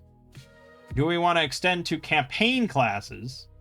Or do we want to go even further and go with demi-human classes, like an Elven Nightblade or something? I think probably we restrict it to core and campaign. I think we're going to stick with humans still, and it's just more comfortable. It's all pretty basic, but I will allow campaign classes to mix it up a little bit. So, we've got 6 core and 9 campaign classes. What do we want? With 3 characters, what do we want? We gotta have some sort of just spellcaster. I can't play without it. So we gotta have someone that's either a mage, a warlock, or a witch, I would say. One of those 3. Gotta have one of those. Then I think also, in general, I like to have a frontliner. Someone that is kind of beefy, can have a sword and board or something like that, can take a hit or 2, and can dish it out in melee. So that's probably a fighter, or possibly an explorer, a barbarian, or maybe a paladin. Let's say one of those. And then I want something leaning more towards like a skill monkey, or... you know, someone that could go ahead on their own and do stealth or something. Yeah, probably someone stealthy. So either a thief or a bard, maybe, or an assassin. I'd say probably one of those is what we're looking at. What we're lacking then is divine magic. But the thing is, with 3 characters, you're going to miss out on something, unless my lead is a paladin. But we're not going to get divine magic for a long fucking time in that case. We could go Crusader if we wanted to get divine magic right out the gate. They would have level 1 spell, at level 1. They would be proficient with, you know, maces, morning stars, flails. They would have all armor proficiency. They would be sword and board proficient. But they wouldn't get quite the same fighter progression of attack throws. And they don't get damage bonus. And they don't get as much cleave.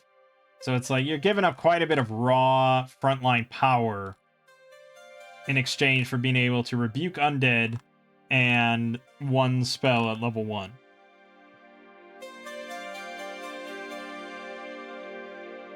Yeah, it's kind of hard to say. Paladins, in exchange, would get the D8 hit dice. They'd get the melee damage bonus.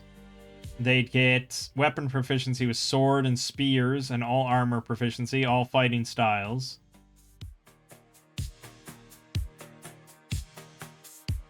They would get better combat progression than the Crusader. and they would get fight or cleave progression, and they'd get aura protection +1 to AC and saving throws against evil shit. They'd get lay on hands, so they wouldn't get divine magic until level like 9 or something like that, right? Or 8. I'm sure it was there. It was there. Thought it was there. Oh, maybe they don't. Do they not even get... What am I thinking of?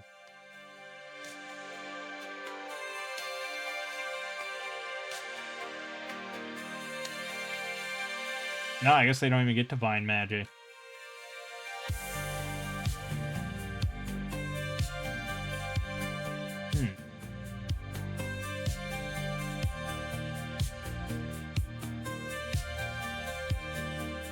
Huh.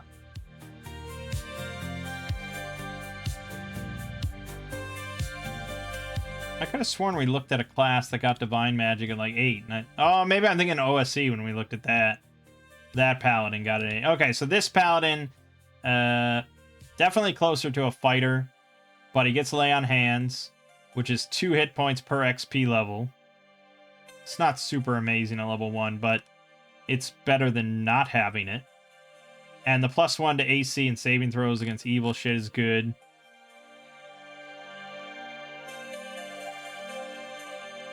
Level 14, they'd have attack throw of +1. Fighters would have the same thing. So they do have fighter progression. Damn. So what's the downside compared to fighters?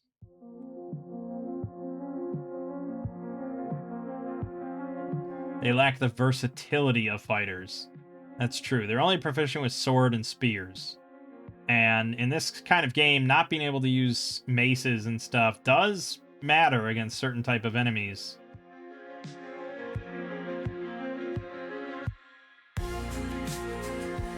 But still, I think Paladin might be the way to go. Alright, fuck it, we'll do a Paladin. So we're going to do Paladin for our frontliner. For our sneaky McSneak boy, probably just the classic Thief, I think, is fine. Kind of good at everything and can backstab. I think that's kind of good. We could go with an Explorer because they also get ambush, but they're way less. I mean, they can't pick locks or anything like that. And if you're going to do more wilderness stuff, the Explorer is better. But the Thief is kind of indispensable. I think they're the only ones that get lock picking, really. Although the Bard, I think, with Jack of all trades, can take lock picking. And they get lore mastery, multilingual, inspire courage. I feel like a Bard is definitely like a henchman that I would hire, though, rather than one of my core characters. And then the other option is Assassin, which is, you know, it's something. They're also good at killing. I think they maybe get... Yeah, they definitely get better attack bonuses as they level. They're more combat oriented.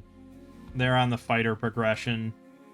But they don't get lockpicking or pickpocket. How important is lockpicking? I don't know. I don't know. It's hard to say. I guess it's also a question of their...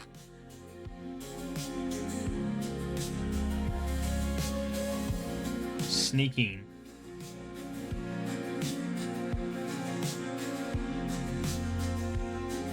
So, yeah, I think they're pretty... I think they're just as good. Sneaking at level 1 on a 17+.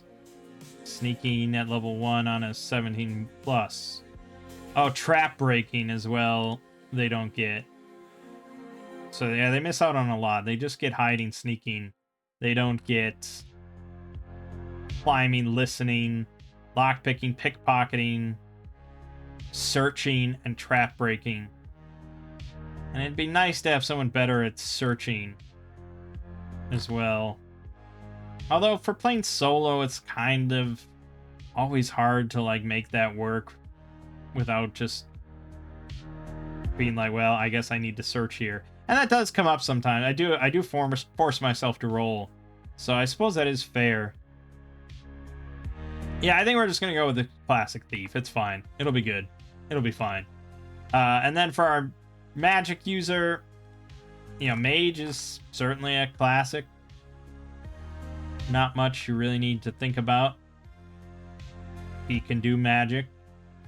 But, you know, he's got one spell at level 1. He's throwing darts. And that's kind of it. Whereas if we went with the warlock, we'd get one spell at level 1. I think at level 1 they're very similar. I don't think there's a whole lot of difference there. And they'd also just throw darts. The witch, probably pretty similar. They get 2 spells at level 1. And they actually have divine magic. So we don't want that. Yeah, they're a divine class. There's also the shaman. But they're also divine magic. So really for arcane, we're pretty much looking at the warlock or the mage. And I think we'll just go with the classic mage. So paladin, thief, mage.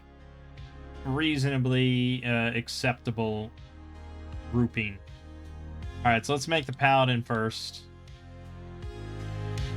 And we're going to go over to Foundry finally. We're going to create a character. What's a name for our paladin?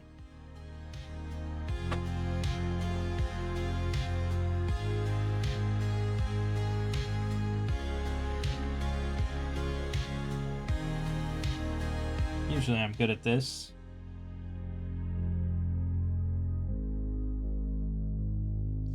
Let's go with Paloran.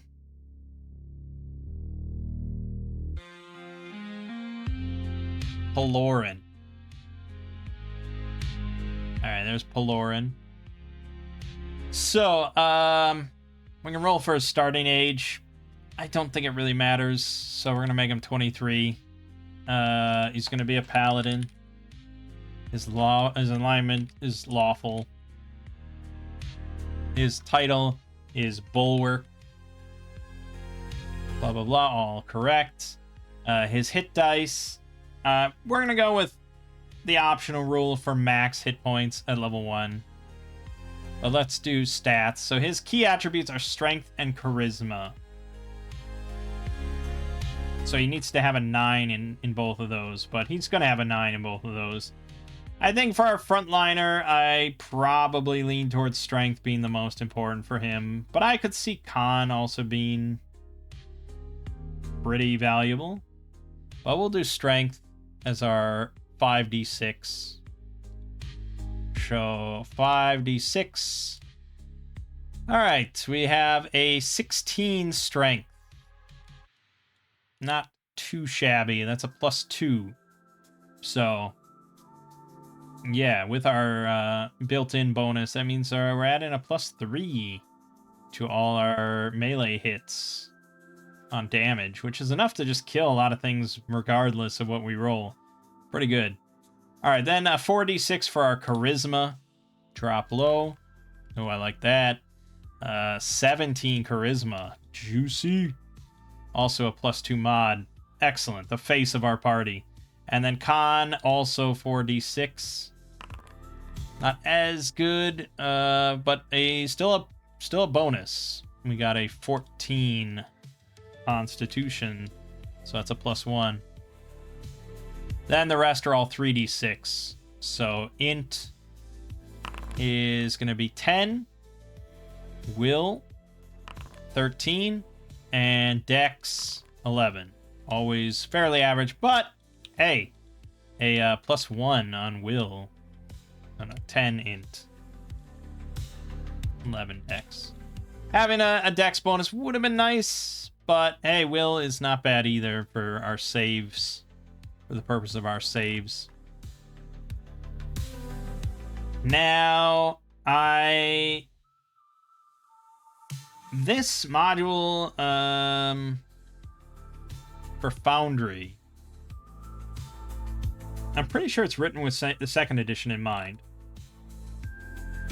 Or was created with second edition in mind, even though they're pretty much the same. But I noticed that it was an optional rule to have your will bonus count towards your saves. But in here, the text says will bonus or penalty applies to all saving throws. Whereas if I go here to this and the optional rule, this says it's a heroic fantasy option to apply your wisdom modifier to all saving throws, not just magic. And that's the rule in like actual like BX D&D, where your wisdom modifier is just your magic saves. But I'm pretty sure second edition ACKS here, it applies to everything. So that's what we're doing. So our health then with the max is going to be 9 with our +1. And our melee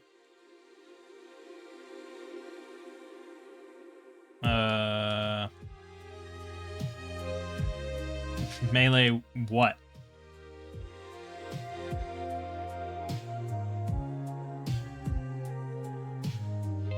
I guess that's from oh yeah. So yes, our strength modifier is +2. So that's not counting damage. But I don't think you put your damage bonus anywhere in here. I wouldn't think so. But I hope that's accounted for somewhere. Alright, and then our saves. So I guess we just apply our +1 to all these numbers, right? That's the easiest way to do it, right? So a 12, a 13, a 14, a 15, and a 16. And our attack throw is 10. That's correct. Blah, blah, blah. And all of that looks correct for now, because we haven't rolled our template yet.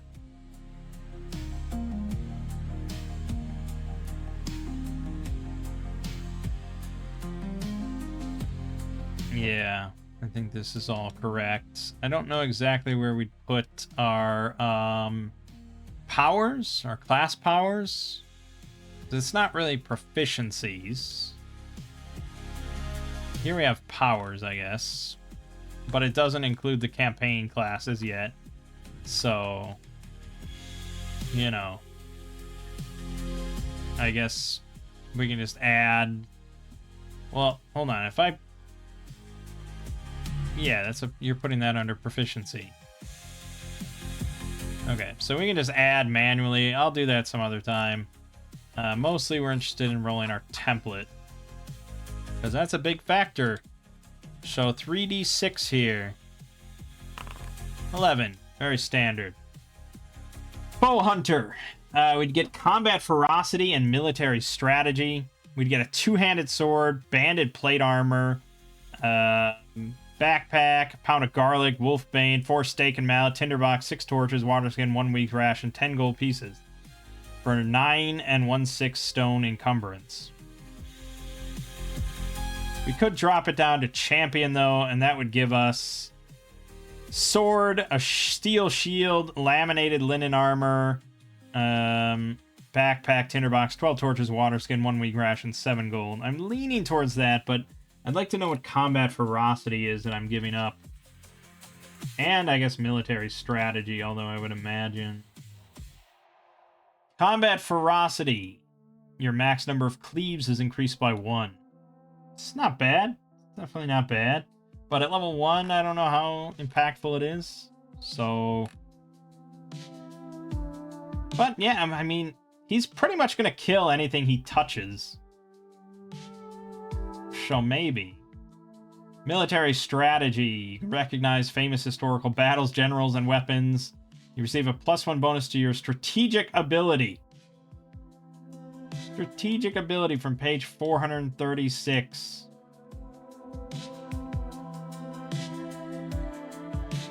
Whoops, wrong way. So this is obviously leading battle, or, you know, running giant battles and stuff, clearly. 436. Strategic ability. Rates your character's military puissance and effectiveness. Yeah, we're a long way off from that really being a factor. But again, I just... my mind boggles just thinking about all this eventually. Okay, so... combat ferocity, decent, but not the end of the world if we give that up. And instead go for Divine Blessing and Theology. Divine Blessing is +2 to all saving throws. Dang! That's pretty good. Alright, I'm down with that. Theology. You can acquire congregants through proselytizing. You can automatically identify religious symbols, blah, blah, blah. Yeah, okay. But +2 to all saving throws, I like that. I definitely like that. So we'll go with that, because I wanted sword and board anyways. So,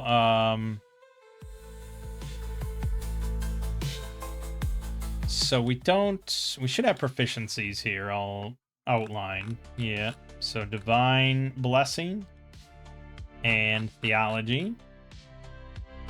Good. Now I can lower the saving throws 2 more. 10, 11, 12, 13, 14. Excellent. That's some damn fine saving throws at level 1. Then inventory. I don't really have to go through all this right now. But yeah, it should have most of this stuff. Laminated linen armor. The fuck is that?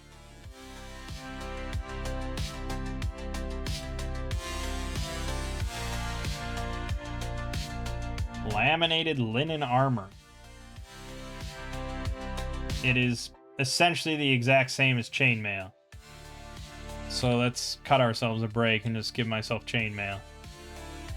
Then for weapons, I think I just had a sword. Pretty sure just a sword. And a steel shield. Which, metal shield, there you go.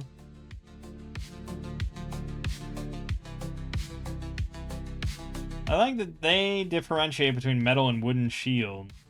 Even though it doesn't seem like that's a factor here.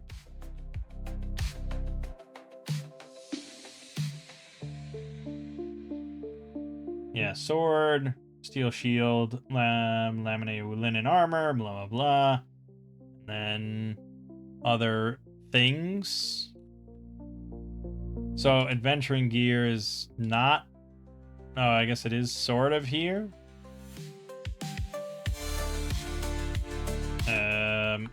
We have a backpack. We've got 12 torches. That's a lot of torches, man. Carrying around 12 2x4s. A tinderbox. Backpack, tinderbox, 12 torches, water skin, 1 week iron rations. Should be listed under ration iron 1 week. And then we also have 7 gold pieces to our name. Ooh. Okay, why are you doing that? Okay, well, there you go. 7. Excellent. That's pretty much it. What else do you need, really? Now, when we went through the book and made characters and stuff last time, we had that character sheet with, like, the paper doll and stuff on it, where we had to put exactly where items are and everything. Here, there's none of that. It's more like a D&D list, but you're just keeping track of your encumbrance. It says here my encumbrance is 19 out of 22.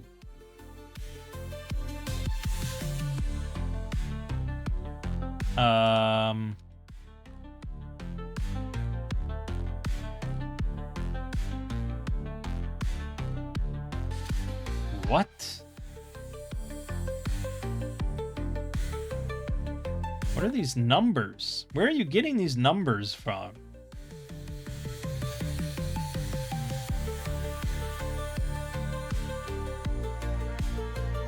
None of this seems correct about anything. Where are you getting 24 from? Hold on, was there a setting here for... So encumbrance. Choose the way encumbrance is calculated. 6 items are 1,000 coins per stone. Every item has weighted 1,000 coins per stone. I don't. This is weird and wild stuff to me, because my encumbrance should be 8 stone, according to this template. And I didn't add anything that would... And I don't get 19 out of 22. I mean, I guess 22 is my max, but how the fuck am I at 19? Something is borked with the whole system here, clearly. And it is very much a work in progress. I mean, the sword is correct, but then after that, it's like all out of whack. Because the shield should be 1, I think. Yeah, the shield should just be 1. So why is it 6? Oh, because you're counting it as 1/6 stone. Oh, okay. Everything is how many 1/6 of stones it is. So the chainmail is 24 of those because it's 4 stone. Okay, that all makes sense now, except the fucking torches. Torches have got to be out of whack. Because 6 torches is 1. So each of these should be 6. Not fucking... Right, it does say 6. It's just counting these as 6 items. 6 sets of 6 torches. So this should be 1. Yeah. That's definitely broken. Okay, that should plummet my encumbrance down to 9. Which still might not be correct. We should be at 8 instead of 9. So I'm not quite sure the problem.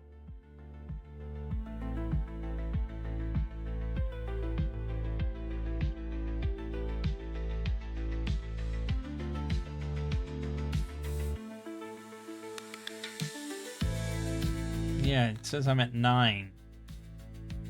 1, 5, 6, 7, 8, 9. What? How are you saying this is 8 then? When clearly it's not 8.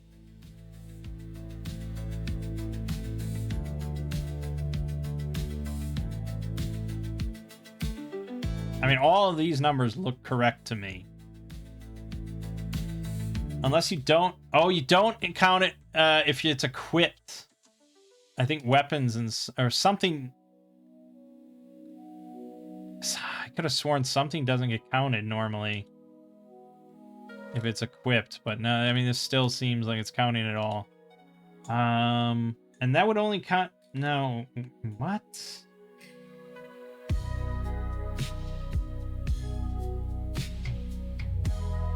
Maybe not. Maybe I'm...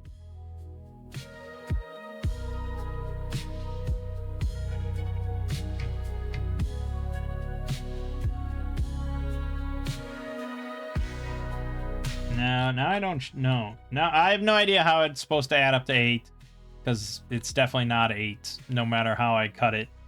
But our AC is 5. 4 from our chainmail and 1 from our shield. So AC of 5 is pretty nice at this point. You know, the average dude has to roll like a 15 to hit us, so that's good. Makes us pretty tanky. But we're also pretty slow. Our combat speed is 20 with this slow ass encumbrance. If we go look at this real quick. I'm looking at our encumber. Yeah, so up to 10. 20 feet per round combat speed. So we'd have to ditch some of this stuff. But we're always going to be pretty slow because you got a weapon, you know, a hefty weapon. You got hefty fucking armor and a shield. No matter what, even if we're carrying nothing else on our body, that's still...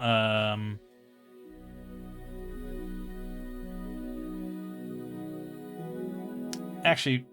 Why is this listed as 1? I'm not going to question it. We're already over what it says. Because I'm pretty sure this is 1 stone, right?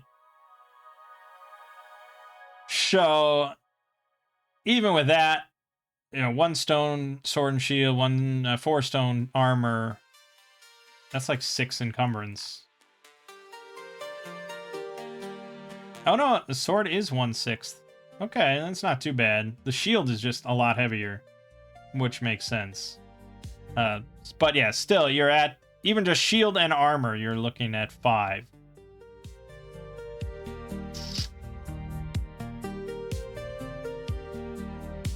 And then you're 1 step over that with your armor, or with your weapon. So no matter what, you're going to be over that threshold of 5, and you're going to be at 30 feet per round in combat. Getting underneath that is just not the life of a fighter. Not at all, unless you really want to go low armor.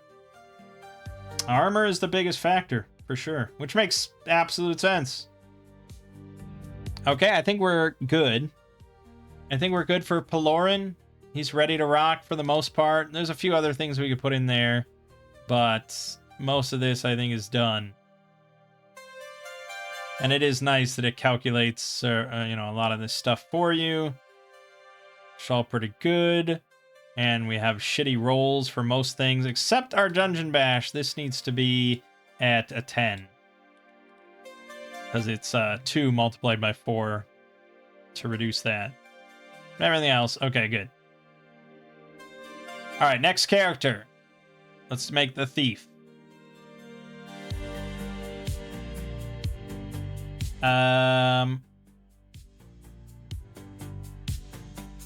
Harvest. Harvest is going to be a neutral 19-year-old thief. Level 1. Okay.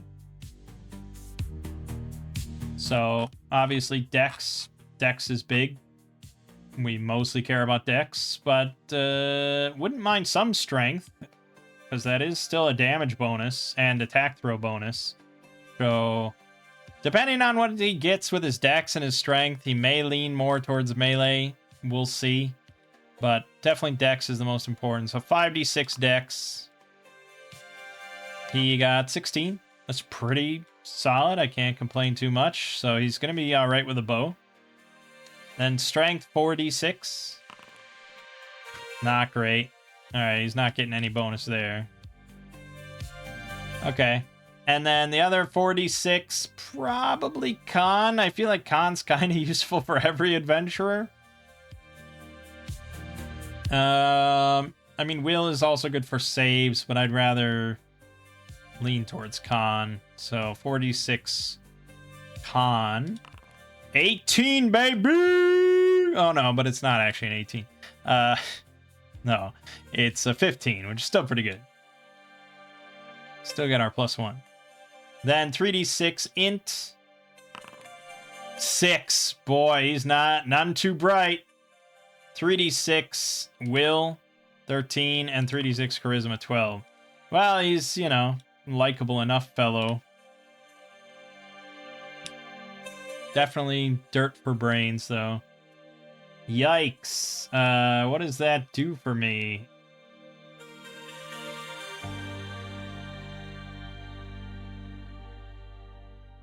Okay, I don't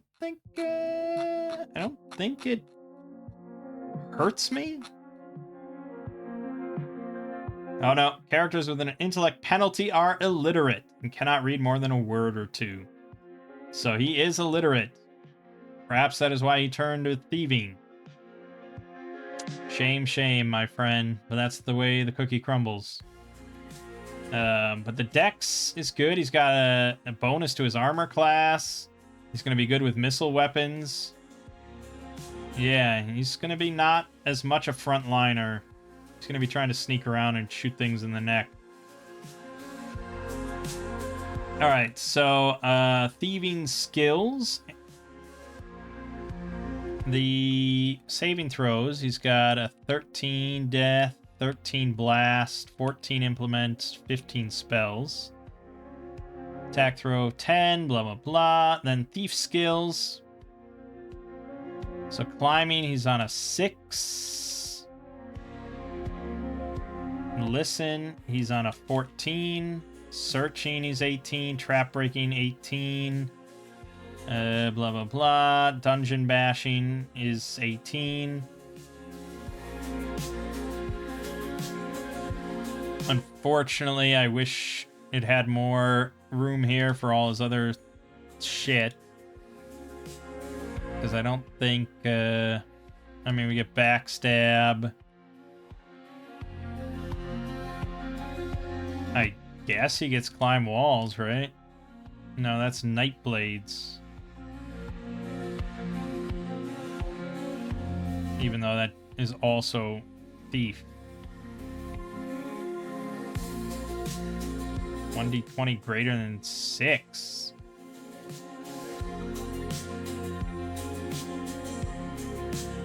Nah, I don't know. What else does he get? Hiding, listening, lockpicking. None of that's going to be listed here. Sneaking. No. Okay, none of this is really applicable for whatever reason. So I don't know where you're meant to put all your thief skills on this sheet. Because there's no classes that, like, you can't plop a class down and it applies a bunch of different stuff to you. So unfortunately, nothing. The best we can do, I guess, is put down in the notes section of hiding 19 plus, lockpicking 18 plus, pickpocketing 17 plus, sneaking 17 plus, and that's it. That's the important stuff. Okay, and then beyond that, I think that's all correct. So now we want to roll our template. Oh wait, his health. He doesn't have. He has a D4 hit die, and he has +1 on his con, so he has 5 health for us. Now that's all correct.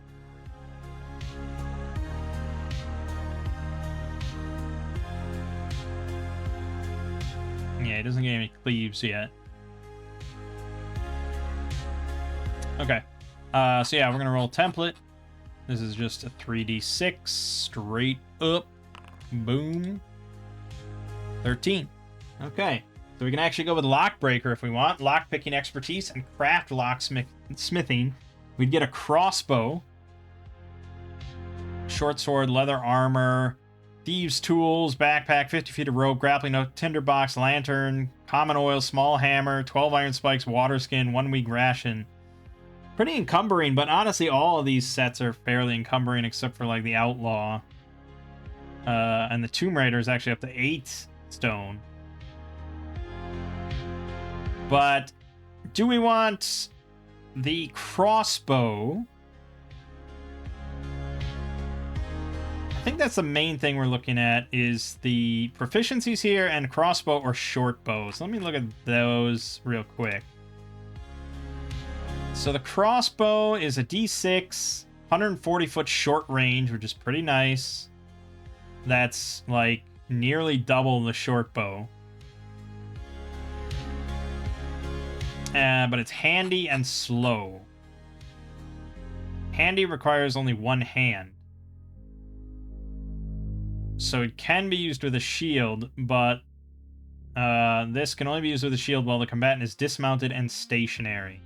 So it'd be like we set up kind of a wall and we can fire out. But he doesn't have a shield yet, and we'd have to buy one. In this sort of location, though, I feel like we probably can get a shield if we want. I feel like they might have some spare that we could get. Legally, perhaps. And then slow. Cannot be fired on consecutive combat rounds unless you remain stationary or are mounted. So basically, in other terms, you're giving up your move action to reload, is how that usually is referred to. And it has cleave too. So once we get cleaves, which would be at level 2, we get a cleave. We can actually cleave with the crossbow. Can never cleave with the short bow. So you're giving up, to go with the short bow, you're giving up cleave, the ability to use it with a shield, and like half the range in exchange for being able to fire it and moving. Crossbow is worth 10 times as much as short bow, which kind of tells you its overall value there. I guess I lean towards crossbow. I don't normally pick it, but I think in this case it's sort of beneficial. The range is a big factor, but in dungeons, not so much. Definitely in the wilderness, that is a much bigger factor. Firing with the +1 bonus, or just being able to fire an extra 120 feet at a target. But yeah, the short range, you get a +1 bonus, I believe. Or was that in OSC? Am I mixing things up? No, okay. You just don't suffer the penalty. In OSC, it was the +1. But here, you don't suffer the -2. Still, I mean, that is definitely a factor. If you want to fire at anything over 75 feet with a short bow, it's at -2. So, yeah, we're going to go with the crossbow. So I think we're going to actually take the one we rolled. The lock breaker. Well, no, we should look at the proficiencies. I already feel like I can tell you what lockpicking expertise and craft lock sort of thing is. So what is cat burglary and gambling? Cat burglary, +4 bonus when attempting balancing traverses. Never fall when traversing narrow path. +2 to saving throws where perfect balance would help avoid the danger. And if you fall while climbing, you get a second throw with -4 penalty to catch yourself. It's not bad. Not amazing, but not bad. And then gambling. You can earn 1d6 exponential gold piece per week of dedicated activity as a professional gambler. Per week of dedicated activity. Again, different kind of time scale at play here. It's not just a day in town. You're spending a week gambling.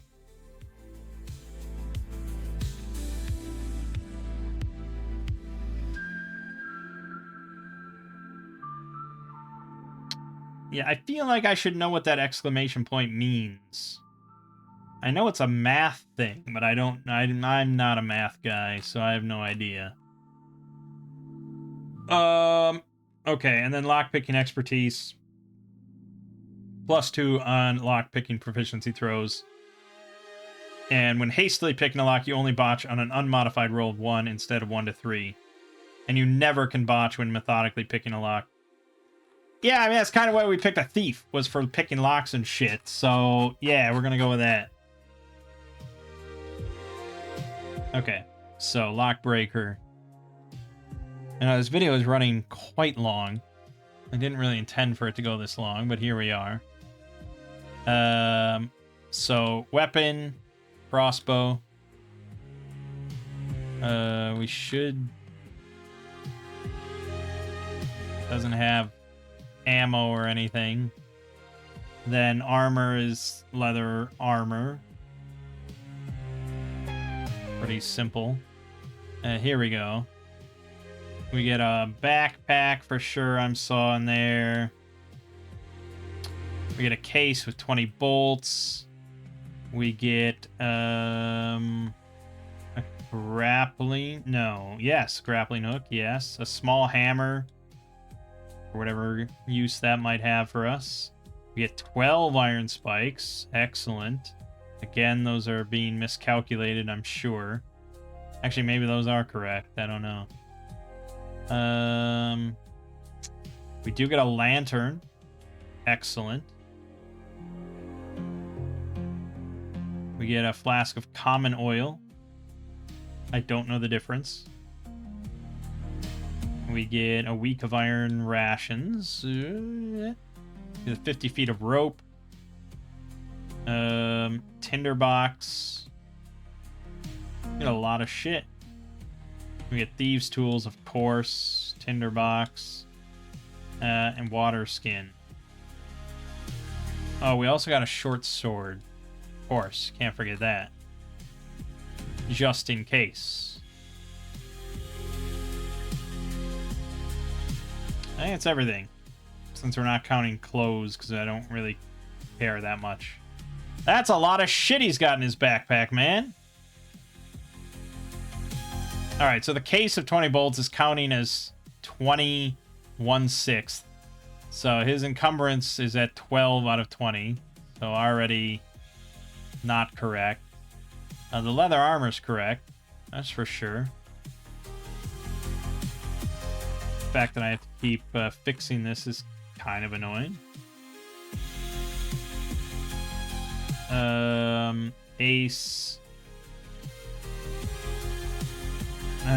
Fuck. Bolts. Ace. Oh no. Then under weapon. Ace. It should be 1/6. So it should be 1 instead of 20. But it's counting it as 20 out of 20. So it's weird that they didn't, like, figure this out. I think I even saw comments about this. So I have to change this to 1 so that it's properly calculated. And then now our encumbrance is at 9. Maybe that was correct. Thought it was hefty. No, we should be at 6. So something else is wrong. Probably the iron spikes, almost certainly. Iron spikes, 6 of them are 1/6. So again, it's the same thing where it's counting multiple. I get what they're trying to do, but obviously their formula is a little off there. That should now be close enough. It's not counting decimals. Or it's not counting 1/6. It's just displaying a flat number. Which maybe that's also the problem with my fighter. Yeah, because we should be at 6 and 1/6, and it's just rounding up to 7. Which is annoying, because I feel like that's affecting my number. No, I guess it's not. Okay, we're fine. We're good. We're all good. We're all good. The only thing is...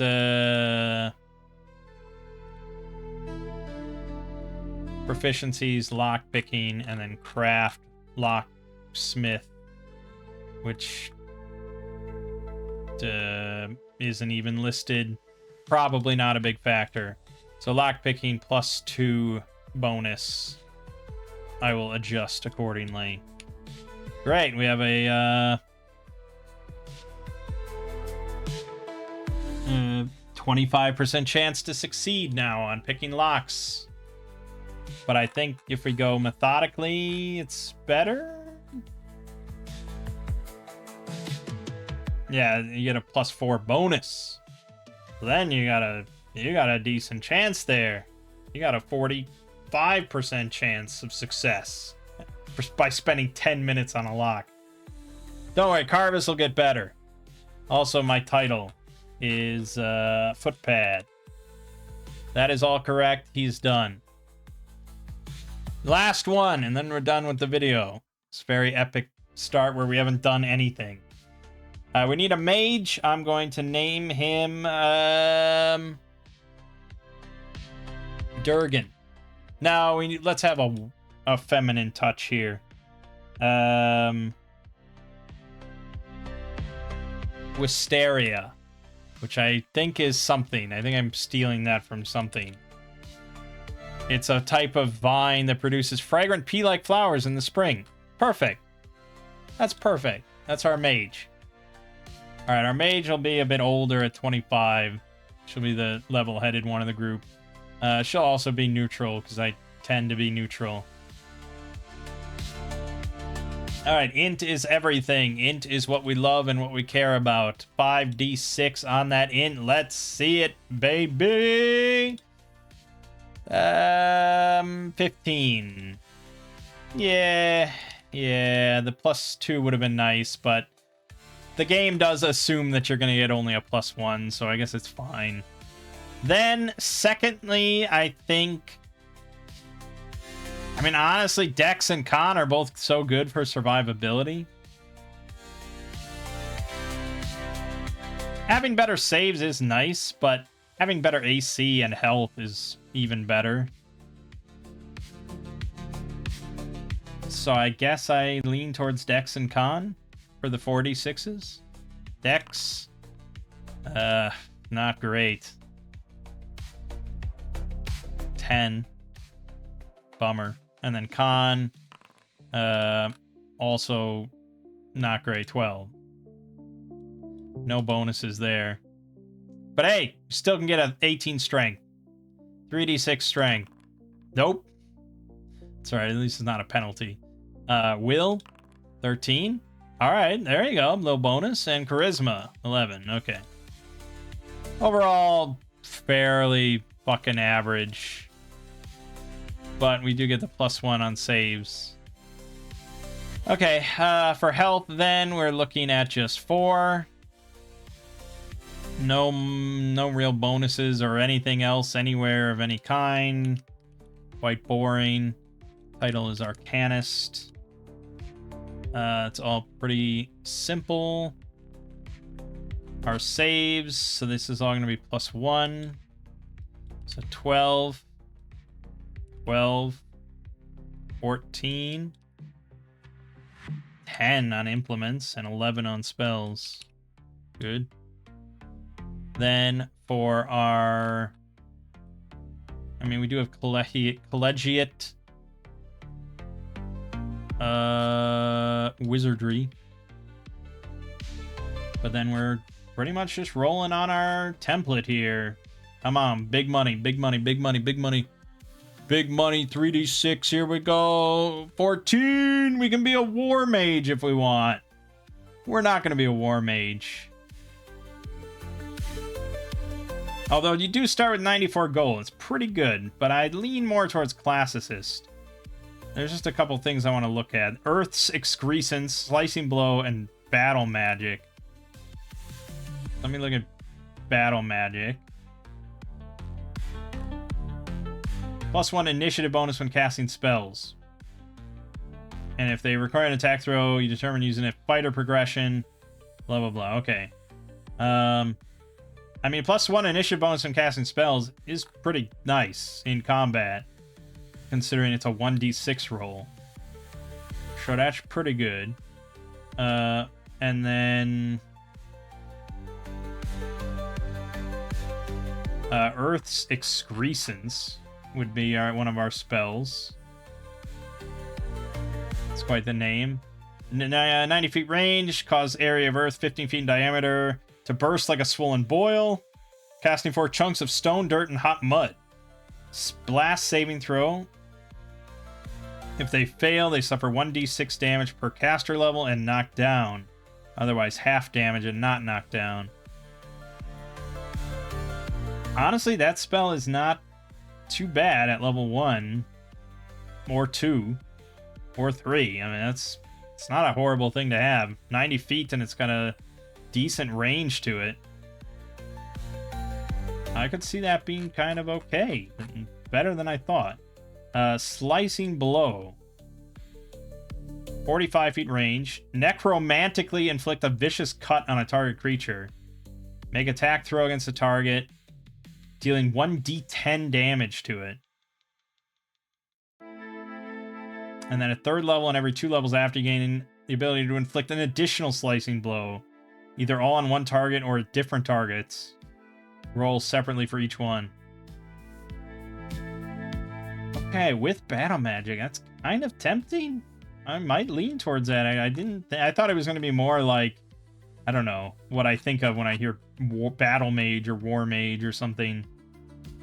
But otherwise, we can go with class assist, which would get us mage missile and illumination. Still 82 gold pieces, quite a bit of money. We'd get lore mastery, but yeah, I don't know. Either way, you get military strategy. Or you go down to Elementalist, and we could pick one of the elements. You get Naturalism and Alchemy. You could still take Earth's Excrescence and Sling Stone, or Desiccate, Slickness. Honestly, I'll take War Mage, because I think the initiative thing is pretty significant. So, Battle Magic we're going to grab. Military Strategy. And Siege Engineering. I hope to God that someday Wisteria gets to implement and utilize her Siege Engineering proficiency. So she can operate siege engines. Really funny. Okay. So we'll have to remember that +1 initiative when casting spells specifically. And then spells. You also don't just, there's no spell list. So that's kind of annoying. I have to put that in notes as well. So Earth's Excrescence and Slicing Blow. Unless you add a spell book and you put it in there, but I can't imagine. Oh, maybe that's how it works. No, we'll just put it in notes. Okay, so spell book. We have a staff.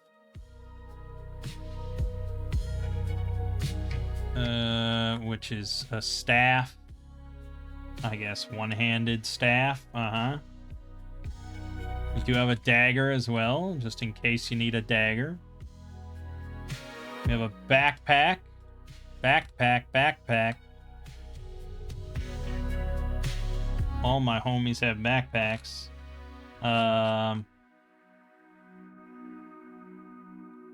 You don't really see too many backpacks in fantasy movies, I think. Also, Quill and Ink isn't listed here, so that's annoying. I don't know what to make of that, but we do get a water skin and 1 week's ration. We don't have any torches or anything like. We're not meant to be going into dungeons and shit. Let the fucking henchmen carry that nonsense. Rations. 1 week iron. But then we have 94 fucking gold pieces. Okay, and our encumbrance is 3 1/6. It says 3, which means we fucked up. Because it should round up, I thought. The Quill and Ink, maybe, or something. I don't know. It doesn't make much of a difference, so I'm not going to bother. I think that's kind of it. Really, we have no AC whatsoever. We're very fragile. 4 HP. Sitting in the back and hopefully casting a spell at some point. I mean, I've never played a spellcaster like this, really. Well, no, I played a spellcaster in DCC for like a handful of sessions, but we didn't go into any dungeon. We like just used my spells to take over a small village. So, yeah, I don't know what it's like to play a character like this through a dungeon. It seems terrifying. That's it. Right? That's our characters. Done and done. 1 spell per day and all that. Okay. Whoo, boy. That took a while, didn't it? I should have started making characters like an hour and a half ago. Right. So I guess next time we will actually attempt to start this. Which, yeah, it's mostly going to be just going through the dungeon and stuff, the buried temple, which is big. I mean, here's level like 1 or something. I think this is just the first level, or maybe this is the whole thing. This might be the whole thing. It's a lot of rooms. It's like 75 rooms. This is a big dungeon. I don't know what to expect. I don't know how it's going to go. Solo is always kind of an odd thing when playing through a pre-written module. I know plenty of people playing solo will use a Oracle or like the Mythic GM emulator to potentially randomize each room you go into.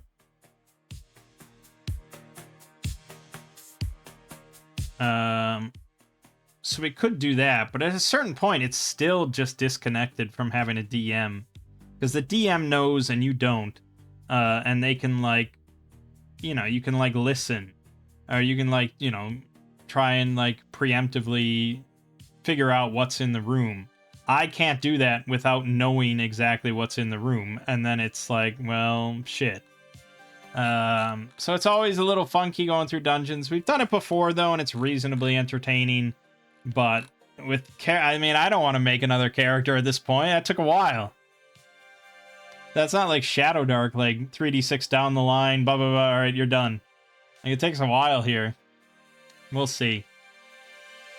All right, but yeah, I gotta end the video now. So my name is Mang. This has been Solo Role Manging Adventure Conqueror King System. I'll see you fine folks in the next part.